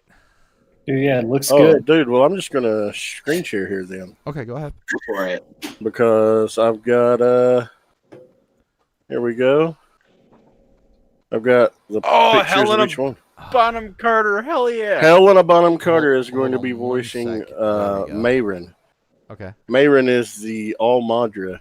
Amadra is the female leader of a Gelfling clan, so the All-Madra is like the head of all the clans. So Helena Bonham Carter, she's voicing a very important character. Nice. We've got Agra being voiced by Donna Kimball. Any reference to like what she's done before, or? I'm not 100% sure, to be honest. All right. If anybody knows, throw it in the chat. We got this little Fizzgig look-alike named Baffy, and I guess he's going to be creature voices, I guess, creature sounds by Dave Goels. Or Goels. All right, here's one of the main Gelfling characters, Brea, voiced by Anya Taylor-Joy, sorry. Nice. So, we've got Cadia, voiced by Eddie Izzard. Oh, no kidding. Yeah. So, nice. another good one. And we've got Deet, voiced by Natalie Emanuel. Okay. Interesting. And Gurgen, voiced by Harris Dickinson. Got a couple of... Kind of looks like he's the caveman of the Gelfling there. Yeah, what the fuck is up with that face, dude? Got a brow like mine, dude. Nice. And then here we got a podling named Hup, voiced by Victor Yared. Wow. I know So, that name. I think he's a comedian, isn't he? I think. I'm not sure. And then we've got a Gelfling Callan, voiced by Shazad Latif. I like these designs, man. It's really cool. Yeah. Yeah. Now, they're- here's another one of the they're doing- Gelfling Madras. Quick question: they're doing all of these as practical puppets again, too, right? All of these are practical Yeah. puppets. Yes, it's going to be practical puppetry, and some set work combined with CGI backgrounds and effects and practical Awesome. effects. It's a blend That of is everything. Really cool though that they've actually put in practical effects. Yeah, Because yeah. it would be real easy for them to animate it all, dude. It really would be. I think it's cool that they're doing it. Animated. I wouldn't dig an animated. I like Me seeing neither, it man. like this. I think it's cool I that mean- they decided to go this route though. Probably less I expensive. love too. I love this movie as a kid, Yeah. and still love this movie. So I've read some of the comics. I'd like to actually go back and check out some of the lore because they've actually done a few novels. It turns out. Josh would make fun of me. I didn't like it I didn't like it when I was younger. I didn't like this until I got older. I watched it. Yeah. I hated it, and I watched it, and I was like, "Oh, that was a fucking good movie. I like that." Yeah. But yeah, here's another one of the Madras. This is going to be called Argo, I guess. Mhm. Margot or Argo. I would assume Argo, like Margot. But voiced by Louise Gold. She looks pretty old there. And then this is the Madra Farah. And this one's voiced by Lena Headey. So Oh, here's your nice. Cersei. Oh, cool. Here's your Cersei, Dude, definitely. It looks she's like she's awesome. going to be a warrior, like a badass. That chick's lost her damn mind, dude. Or her Lena Instagram, Headey? she's insane. Yeah, Lena Headey, she's a nutter butter, Was dude. she posting nudes or something? No, nothing. That'd be Never fine. mind, I won't bother then. No, I'm just That'd kidding. be perfectly safe, dude. That'd be great. She's just talking all kinds of shit, flapping her gums. Oh no. I haven't Off even the paid chain. attention. Go ahead, Josh. Yeah. Now, here's a Gelfling Mira, voiced by Alicia Vikander. And Naya, voiced by Hannah John Kamen. And another one of those must be a different clan because of these forehead Yeah. ridges, bumps. I think it's a way to make distinctions between the clans. You could be. And this is Annika, voiced by Natalie Dormer. So there's another Game of Thrones. I love Mhm. me some Natalie Dormer. I wonder if they're gonna make her take her clothes off. I doubt it. It's a voice actor, Russ.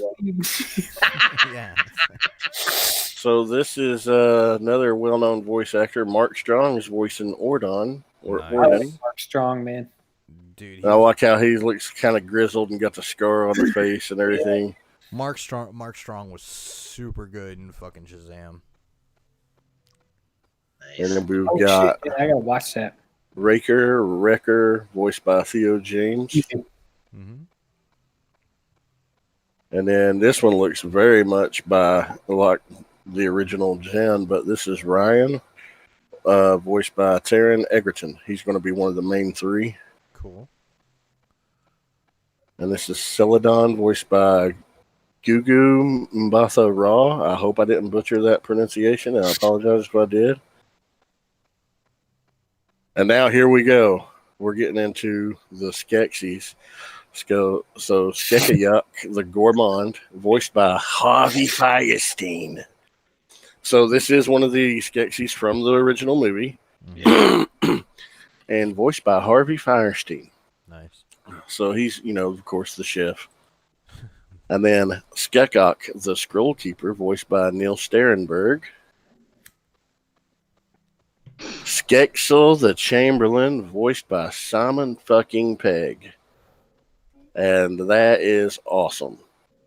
Cool. He's a wicked looking fucker. And the Emperor himself, Skexo, this is, the Emperor that dies at the beginning of the original movie. He is being voiced by Jason Isaacs. So that's cool. Just real quick, when I Yeah. used to do that podcast with Lee, the guy we had on, Yeah. the Panels on Pages podcast, we used to do castings all the time, and I used to cast fucking Jason Isaacs as every fucking villain in the world. Because he does so well. Yeah. That's some people are really suited to do it. You know, that's their thing, man. So I don't know. Well, here we go. We have Skektek the scientist, the guy who actually drains the life essence from the podlings and the gelflings. Mm-hmm. Mark Hamill's voicing him. So we're going to see Mark That's Hamill gonna do be some cool. torture. That's Mark cool, Hamill's man. awesome. voice. I like that design. That's nice. Yeah. Now here's Tavra, voiced by Catriona Balfi. I'm not sure, but looks like another warrior gelfling. Now this is one that was not in one of the originals in the movie. Of course, when the movie started, there were only 11 out of the original 16. So I think they're going to have all 16 Skeksis in the series. Right. But this is Skeklok the Collector, voiced by Aquafina. Who's Aquafina? I'm She's not an sure. She's an actress, an Asian actress, I believe, and she was in Crazy Rich Asians. Yeah. That's a great movie. God. Now, here's Skekvar the General, voiced by Benedict Wong. He looks awesome. Two Wongs dude. don't make a right. Now, this is a picture of the heretic, but we don't have a voice actor. So Yeah, I'm wondering if it's Andy Samberg, like it's rumored. Yeah, that'd be cool. That character. Could be. design is Maybe they just awesome. haven't kind of confirmed yet. That is dope, Rob. I like that a lot too. And then this is Skekmal the Hunter, voiced by Ralph Ineson. I'm digging these That design is I am badass. Yeah, too. no shit. I'd like to have a figure of that guy. Yeah. He's cool. And then the librarian, voiced by Toby Jones. Nice. And Skekek, the ornamentalist, voiced by Alice Deneen. Damn. And I'm pretty sure that's one that wasn't in the original. Skekzak, the ritual master, voiced by Keegan Michael Key. Oh, nice, man. Yeah. That's cool. He's also one of the faction leaders. Like the Skeksis had like 3 main factions, and he was like head of one of the factions. Mhm. And then here's Irva the Archer, voiced by Olafur Derry Olafsson. So we're seeing some of the mystics here. Mm-hmm. And that was it. One of the mystics. So, yeah. I mean, That's a pretty impressive voice cast and Yeah, incredible looking there's designs. yeah, It's like Yeah. some people I haven't heard of, but most people that's pretty good. Yeah. yeah. Because I wonder if like a lot of those bigger names will be like one episode things, or if they're committed to the whole series. So that'll be Is it a Interesting to series or is it a movie? It's going to be a 10-episode series. Yeah. Okay, cool. Oh, no It's kidding. called The Age of Resistance, and it starts in less than 2 months now, August 30th. Nice. And I'm pretty excited about it. Where's it because going? It's Netflix series. Awesome. That's right. Yeah. It's probably going to be 10 1-hour episodes. But yeah, it's going to, I don't know how far ahead of the original film it's going to be set, but it is going to be set before the events of the original film, obviously. Okay. Right. But yeah, I'm pretty excited. So I love this shit. And there's also a Nintendo Switch game dropping like the same day. Like they're going to do a game for Dark Crystal? The Age of Resistance, and it has a play style similar to Final Fantasy Tactics, like a real-time strategy. Oh, that's wow. That's You know cool. I'm buying that. yeah, that's That's- right up Nick's alley. That's my shit. Tactics. Damn, that's kind of cool, dude. Yep. Oh, shit. Yep. Interesting. But, yeah, I've already got it on pre-order, so I'm pretty excited about that. So, we're Nice. going from Netflix and the Dark Crystal to the Far From Home box office. That's so funny, dude. Dude, So this mo- so far, this- so far, Go ahead. Yeah. domestic, it's made 91 million. Okay. Damn. Foreign, Yeah. 218 million. So Damn, and we haven't even hit the after weekend yet. After being Right. released for 3 days, it's made Yes. $310 million. Yes. Damn. And 120 million of that was China Tuesday alone. So No think shit. about it. Wow. But think about that. It really hasn't had an official opening weekend yet when most people go see movies on the weekend, typically. Right. Yeah. Well, Well, it's a holiday week and it's an extended Yeah. holiday week, so they're going to count it as a 6-day release. it's got to be so, but skewed a little bit because of that. It's not a true like Friday, Saturday, Sunday. it's not because it came out on Tuesday night, right? When that There's came Yeah. out. Tuesday, and then like people been off work this week, so Right, so there's been Still. more people available to see it, but still, a lot of people, even when they are off, they're doing shit. So they're not always planning on having a movie. So I don't know. You might be right. Here's I'm the just thing: impressed. it's already. I'm pretty sure it's already outgrossed Dark Phoenix worldwide. Yeah. Josh, of course it has. Stop. I know it beat Hellboy worldwide. Sadly, Well, yeah. I mean, that's because Hellboy is just damn but it, it's too good. It deserves the hate. But no, I'm just impressed because I think that it shows the drawing power of like Of Spider-Man. of Spider-Man for sure. MCU and But the Spider-Man, dude. Yeah, I think the MCU too. It's really cool. I mean, it's impressive. I think they've got God, Disney's got a fucking gold mine. God. Well, here's the thing. Though. This isn't a Disney release. This is a Sony release. Yeah. Right. I understand, but yeah. I think this character's popularity of having this particular iteration of Spider-Man portrayed by Tom Holland in the MCU has helped this movie because a few years back, what was it, 6 years ago, when Andrew Garfield's Amazing 2 came out this same weekend, it held the Tuesday record for a 4th of July opening for the longest time, but it didn't do nearly as well as this one's already done. It did. You know what killed me about that though? Sony was just expecting to make. They did all right on those with those Spider-Man movies. None of those Spider-Man movies were like a dud, right? None of them were.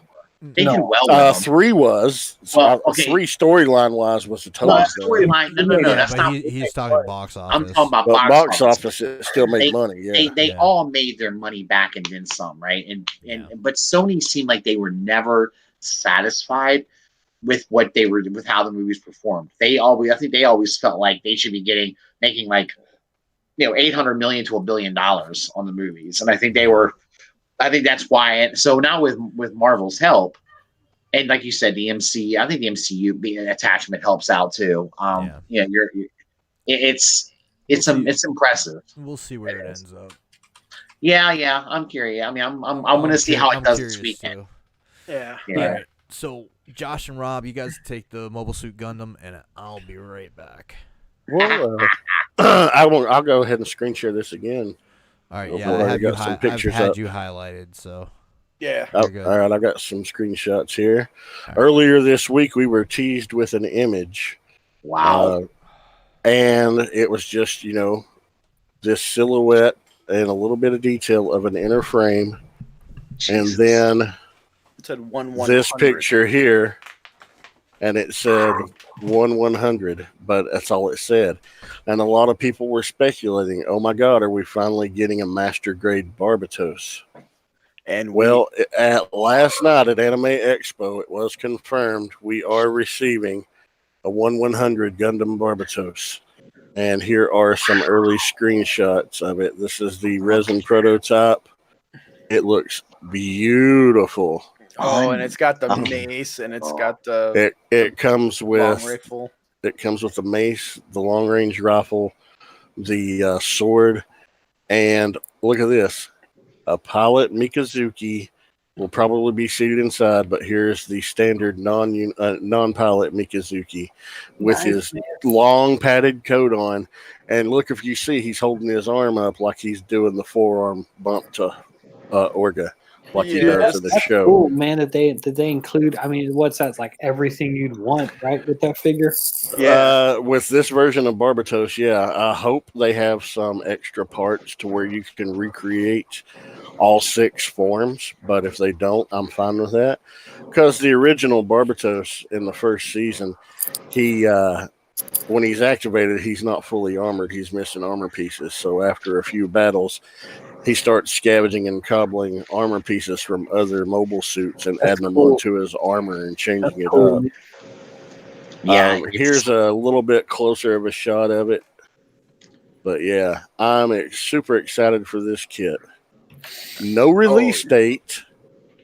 I saw I'm something gonna say, today of October 2019, actually. Really? I was thinking probably be first quarter of 2020, but if we're getting it that soon, that makes me happy because I'm absolutely all about getting this kit. Don't quote me on that, but that's what I had saw on, I think it was, I don't remember, Gunpla something or other. There's so many different. Japan time, dude. They're in the metric system.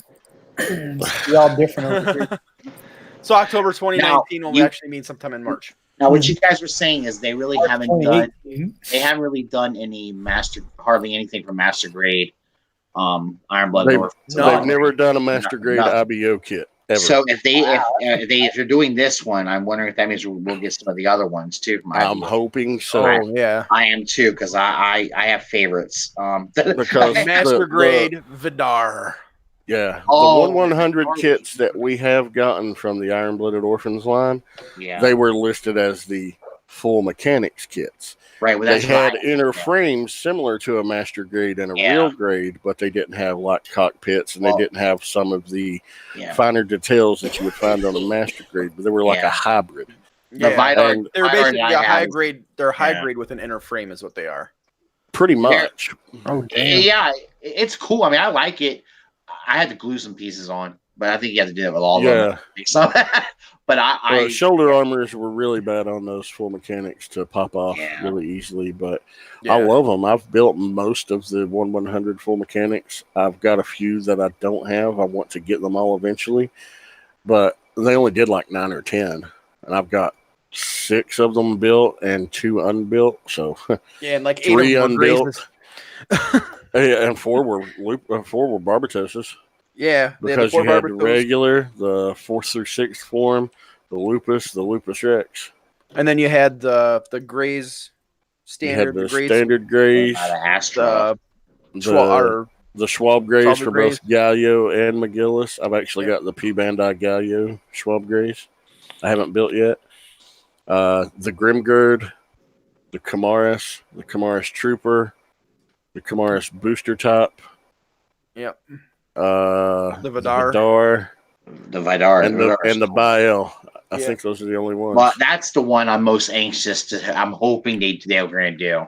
The Bael? Is the Bael. I love that fucking suit, dude. That is, I love that. That's great, dude. That's the one that's like it was the essence of the original creator or some shit in it, wasn't it? The one they find in that. God, it was. Spoiler alert. Yeah, it wasn't his essence so much, but only it was prophesized or said the true leader of Gallarhorn. That's could pilot it. Pilot. Yeah. Right. That's what it was. The big deal was that only. Yeah. So it was like if you got that, it was more of like a. It's like if you there was like some kind of scepter. That only the true leader could wield the scepter. It's like a tool. And McGillis was able to pilot it wuthout an Yana system. Right. And that's why they were saying, that's why he should be the true leader. That's what he believed. But and McGillis was just a skilled motherfucker, but a douchebag. But whatever. I'm just saying, for any of you out there who've ever been curious about a Gundam series and never watched one, I highly, highly recommend Iron Blooded Orphans. The animation is gorgeous. It's 2 seasons. It's 49 episodes, 50 episodes, and the storyline is incredible. And it's a standalone series. You don't have to have any prior knowledge of a Gundam series. It doesn't tie in with anything else. Yeah, because you said it's available on YouTube, right? You can watch it on YouTube on the channel Gundam Info, and it has a wonderful English dub as well as regular subtitles, and it's also dubbed in other languages as well. But the English dub, it's so good you'd almost think it was native. yeah, and there's some great voice talent in it. I don't like to read my movies. Well, I'll tell you one thing. When I first watched the English dub of season 1, season 2's English dub wasn't out yet, but I was so engrossed in the story that I learned to read my movies for season 2, and I couldn't stop. I had to know what was going to go. Dude, I'm gonna tell you, every single movie I watch at home, I watch with subtitles on. I do too. Even if it's in English, man. I do too, because sometimes I'll have to. Sometimes I have to turn the volume down, because Misty will be asleep or the kids asleep. Mm-hmm. So I've just gotten into the habit of keeping subtitles on all the time. Like, even if the kids are gone, when we watch the movie, I'm like, I'll be like, Jackie, turn the subtitles on. Like, I gotta read this movie too. Like, I'm a huge Kurosawa fan.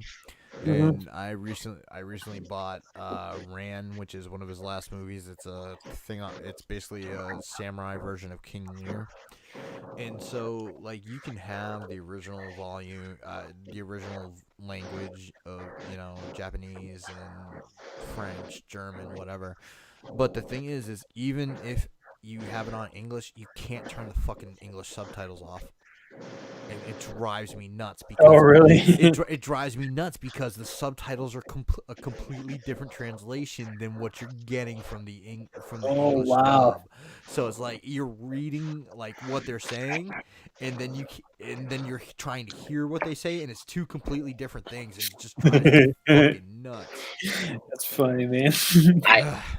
I think the potential is really awesome for this because that means we're gonna finally get some of these mobile suits that we've wanted in Master Grade, and I can't wait to see them. It'll be awesome. It'll be fun. It's gonna be fun builds. The Grimguard. Grimguard. Yeah, I can never pronounce it right. My wife corrects me all the time when I was with Transformers, how like whenever they start a line, they always start with like Optimus Prime and Bumblebee. Yeah. So like they do the Barbatos, and then hopefully if that sells well, they'll get the rest. Oh, it will sell well. Yeah, for sure. Well, that was a popular kit. But I think you might be right, though. They're dipping their toe in the water. Maybe I don't know what. Honestly, I'll be honest with you, Sam. They should have been done this, man. This should have been done fucking years ago, dude. Yeah. When you said there wasn't a Master Grade one of these, I was I was surprised. I was. When Rob and Josh both told me that there was no Master Grade for, I was like, "Are you?" I thought they were wrong. I think they're wrong. Well, you got to think this series only came out 3.5 years ago. I understand that, dude, but come on. I would think the Bandai would work so closely with the animation company that they would have this shit like go with the launch of the series. Yeah, well, look at how long it took them to do any of the 00 kits in there. That's a good point. That's that. Yep. And we just now got another 00 Master Grade kit just a couple months ago with the Dynamis. Yeah. True. Right. Oh, there's not even that many of the 00 kits. It's the Exia variants basically. Mm-hmm. There's the GNX, the Rizal. What else is there? What about the Quanti? I count that as an Exia variant. Exia 00. You've got like a million different versions of 00 at this point, but they've never done any of the other celestial being suits, which are the main characters of the show. Yeah, the Dynamis is the first one, and based on the cover art, it looks like there's going to be at least one more. So it just high grade kits are much easier to crank out. Right. They're easier to do the tooling, and there's thousands of Gundam kits out there. But the thing is, there's only been like 30 some real grade kits, maybe 40, and there's only been maybe 200 or 300 master grade kits. Is there that many? I'm not sure. Yeah, that's something that even as someone who's built Gundam, I didn't even I thought that they just pumped out everything in every scale. You know what I mean? The real grade just came about in the past 8-9 years. They didn't have the first real grade kit until 2010. But I figure with that, they just did the master grade one, and just like pinched in the sides and scaled it down. Like I didn't think that they had to do like everything. Oh no, that's not just a scaled down version. Nah, it's funny. The master grade is guy. I don't know. Detail is better. Just God, and it's funny. It's like a dream to build it, dude. I like building them so much. I've let's say become my favorite kits to build now.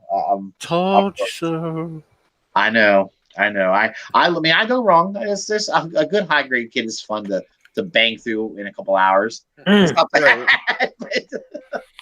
But the real grades are nuts. They're fucking nuts. Jesus Christ. I got so tired last night building this goddamn Crossbones one. I'm working on the head now, and I just couldn't see. My eyes just working. Well, it doesn't help that the parts are microscopic. Oh my God. They're so small. It's insane. I was like, man, I lost one of my parts. I don't know where the hell it went to. I don't know. But yeah, that's Gundam, guys. We're happy. Cool. A lot of us That's our Gundam hour. But they also announced a new series, just the next like season 2 or series 2 of Gundam Build Divers called Build Divers Re-Rise. So that's going to get us some new interesting variations of kits too. Sure. So That'll be fun. I'm probably leave this for another time. Like Build Divers, like it's actually about like people building Gundam, right? It's similar in the vein to Build Fighters, but yeah, it's not like anything like a normal Gundam series. So I've actually it's hard to explain. I've had a hard time getting into them. Yeah, it's much more fun to just pick up one of the kits and build than worry about their continuity of those. Well, I love the Gundam continuity up until the Build Fighters, Build Divers line, because that's just people building Gundam and battling little models against each other versus actual suits. I don't know. For me, I can't get into that whole. It's the real steel of Gundam. More or less. Yeah, they're actually they're battling. Model kits, like the master grade model kits, against each other. Yeah, like actually, we're building models like on the show. Oh, yeah. Rob, there's been 211 official master grade releases from 1995 to 2019, not including special editions or exclusives. Wow. Like P Bandai's or translucent variants. So yeah, master grade kits. It doesn't surprise me now after seeing that how long it took us to get a Barbatos. Yeah, I guess not. But they just started doing wing kits like 5 or 6 years ago. Well, they had done wing kits back in the early 2000s. Yeah. Oh, so they were redoing them in the updated versions. That's the thing with it. There's like different eras of it, right? Because like I remember some kids together when I was like literally like 9, 10 years old, and like they fucking suck, dude. Well, the thing is like with the master grade too, what I'm noticing is like 8 of the damn kits alone are unicorn, but there's about 30 of the freaking RX-78. Yeah, there's like different grade, like I feel like different like grades of master grade too. Yeah. Well, it's just over time the engineering and the quality has gotten better. So there's a whole new master grade. Right. Trust me, I built an old school master grade, and compared to the new ones, that's some trash, dude. I did the G Gundam in the old school style, and it's. Oh, I didn't. Yeah, it's a pretty looking kit, but it ain't anywhere near the newer stuff. Nah, the newer stuff is so much more fun, man. I love it. So. It's sitting on my shelf right now, right next to my 00 Quant Full Saver, and it's like, wow, this ain't even close. Yeah. I tell you what, that big motherfucker I got, it's like, goddamn, that's 1/100. Get the fuck out of here. It's huge, man. Compared to the other. I can't remember what the fuck. It's old as shit, dude. It's like 1990 something. It came out. It was old as fuck. It's like one of their. I think it was one of the original kids. It's the one I bought. It's the one I bought at NJCC. Oh. This past spring, and I went and got it from the guy for like $40. He wanted like 50, I think, and I was like, nah, dude, come on, man. I was like, that's the dude. You know this ain't worth 50. And then he had to buy another $10 in hardware. Yeah, exactly. They had to buy screws because, come on, man, I'm gonna kiss no damn screws. Get out of here, dude. All right, guys, I'm gonna go ahead and move on if that's all right. That's fine, dude. All right, cool.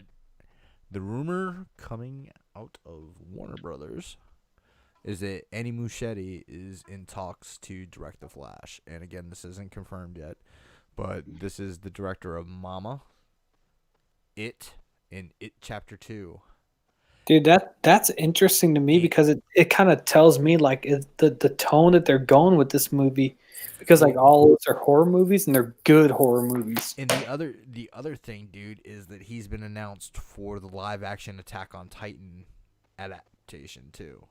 Oh wow! I didn't know that. Yeah, he's confirmed for that and rumored for the Flash, because nobody knows what the fuck is going on with the Flash because Ezra Miller has script approval in his contract.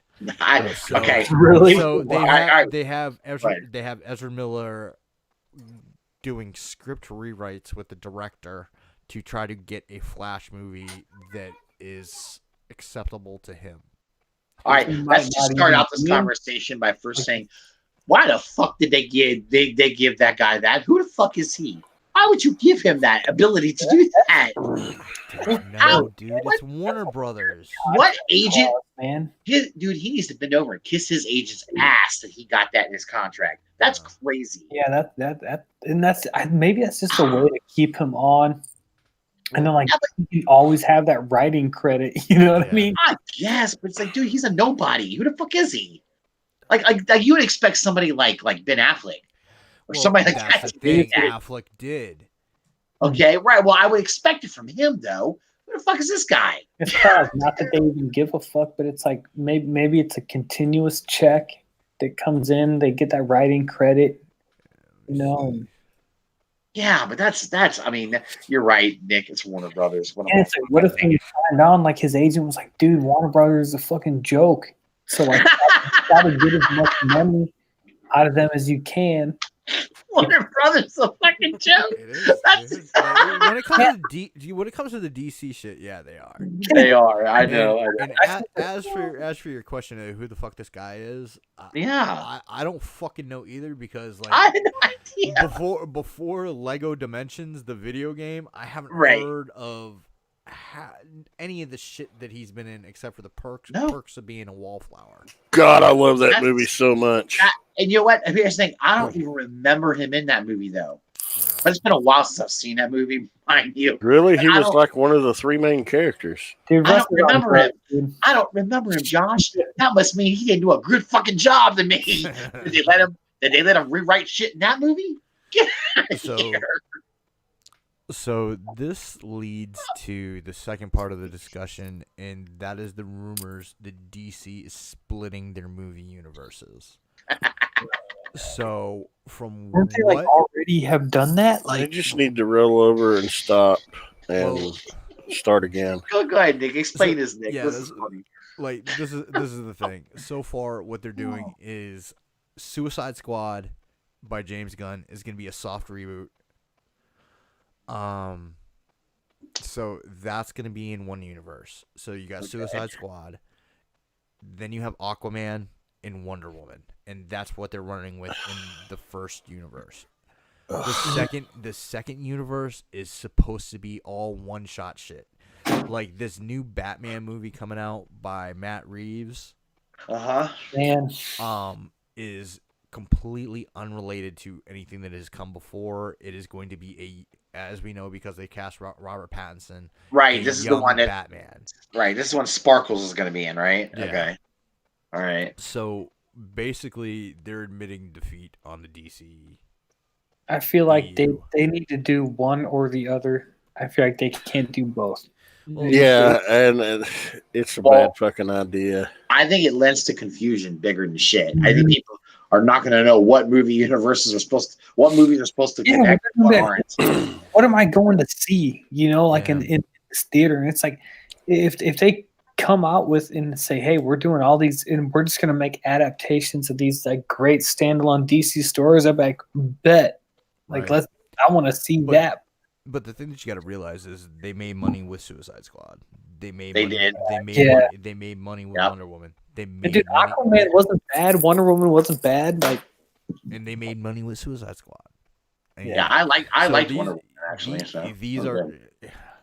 It's kind of like we were talking about, like what I thought about the X-Men movie. You know how you don't throw the baby out with the bathwater. Uh-huh. You know what I mean? So Get rid of the baby. Get rid of the baby. all right. Okay, Josh. No more Jason Momoa Aquaman. I'm fine with that. Are you really? So when's the I next think- time you're gonna have an Aquaman movie without that? I'm going to be honest When with you, they Josh. reboot it. Listen, Josh, I know you like Aquaman, but let's be real. Jason Momoa is what makes him fucking interesting. Without Jason Momoa, Aquaman's some white guy in some crappy looking tights. dude, here's the thing. If they- Read a comic, you fuck. He's terrible, dude. He's if they terrible. said no Jason Momoa Aquaman because we're moving forward with this standalone stuff and only standalone stuff, I'd be like, okay, fine.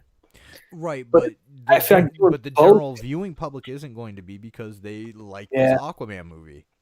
Yeah, I If mean, they they're going to be like- confused as shit. God, what a That's the fucking problem. mess, dude. What a Yeah. mess. It is a nothing but a clusterfuck of a mess. They either need to Of course just say, it is. let's go back to the way we used to make movies. Like, hey, we made a Superman movie. Hey, we made a Batman movie. Hey, we made this. Dude, Quit now- trying to tie the shit together, and you'd be fine because there Yeah, would but- be no Well, that- confusion. That's But what But the they- after going and fucking combining it like they did for the past few years and did a poor job of it, I'm sorry. And then now they're going to say, okay, well, we're not going to combine everything, only some things. just some stuff. No, just do it all or don't do any. They Actually, put I on, kind of agree they with put that. on Nerd Rage. They like broke down like basically the plot of the Joker movie, and I think like it sounds fucking great, dude. And Right, it's not so that connected to But anything. that's a standalone, right? That's a standalone, and that'll be under the new imprint along with the Matt Okay. Well, Reeves Batman Yeah, movie. and the thing is, like the Joker, Joaquin Phoenix, obviously like top shelf actor. Todd Phillips is a good director. It's going to be a good movie. The Batman movie, Matt Reeves is directing it. That dude's a good director, so I think that's going to be a good movie.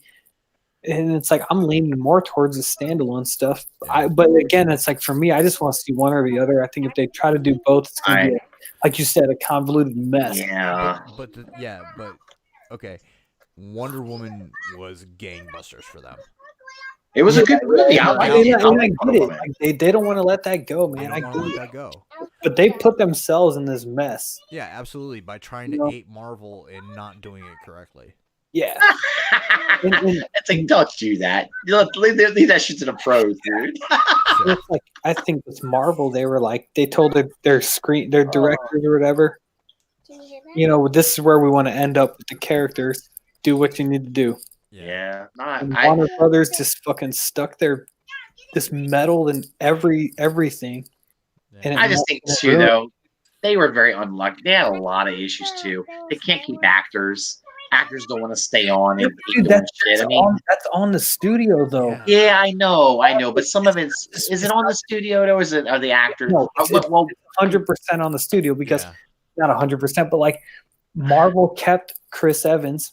You don't see yeah, that that's he true. do anything else, and it's not because he. But that's just because they enjoy the role. Well, probably because they enjoy what they're doing. I'm sure he enjoys. It's like if you stay at a job for 10 years because you like that job. It's not Not necessarily. in Hollywood when you're an actor, like a well-known one. I think that plays a big part, especially when you see a guy like Chris Evans, Robert Downey Jr., who don't do much else. I don't think it's because they can't find work. I think it's No, it's not. And Robert Downey Jr.'s done other movies while he's been doing Iron Man. Yeah. Sherlock Holmes movies. He's done, yeah, he's but a I'm writer. talking about, like, dude, past 10 years. Well, that's his primary job. It's like all the rest of it seems like it's side gigs. That's same the thing with Chris Evans. When they started with Marvel, they were doing some other shit, but then they stopped. Yeah. And I think that when they got, I think when you have a good studio that trusts, and actors appreciate when directors have freedom because it makes their job easier. You know what actor they're never going to lose? Chris Hemsworth. He's not going anywhere. He loves playing Thor. And just because every other movie does stinks. You know because I think he had some freedom because I think he had some input on like how he was portrayed in Endgame and stuff.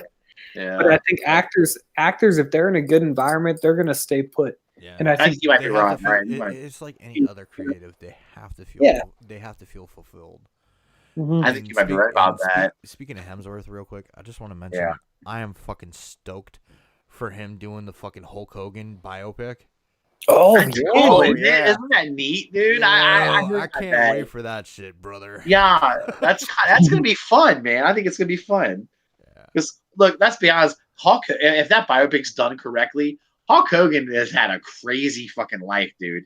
He has had a nutty life. It should be like funny, crazy, just. And I hope they do that right. It's gonna be entertaining.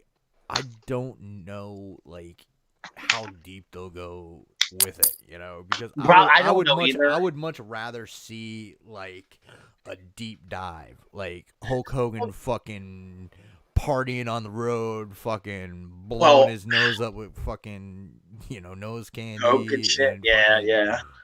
Shooting steroids in Macho Man's ass,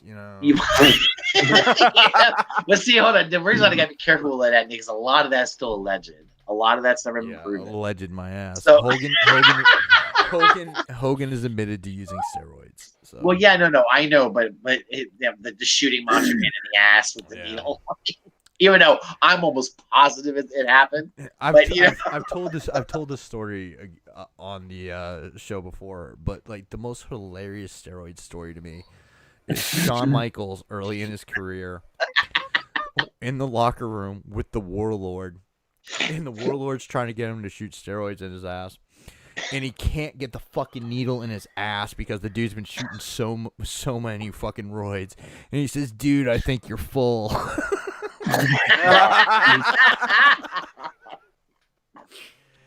I think that's a good point to end the show on, if everybody agrees.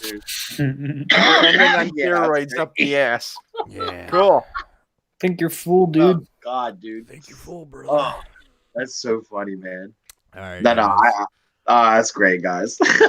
We got through a whole fucking show. I didn't hit anything and turn anything off. And nice. Great.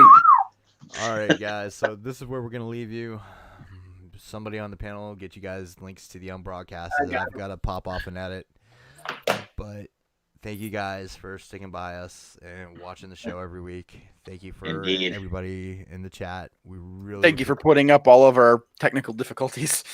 Dude, there weren't any this week except for the very beginning of me. Yeah. So minor audio glitches, and we're good to go. Nick was muted, which may or may not be a good thing, though. Maybe we just need to that's what we need to do, is just do a show of me muted and you guys reacting, and then fucking oh my god, dude, that's so funny. Let's do that on April Fool's Day. Yeah, let's do that shit. All right, guys, like I try to say every week, I love y'all. Peace, love, and hair grease. We're out. Later, guys. Hi, guys. Peace out. Later. Love you guys. Peace out.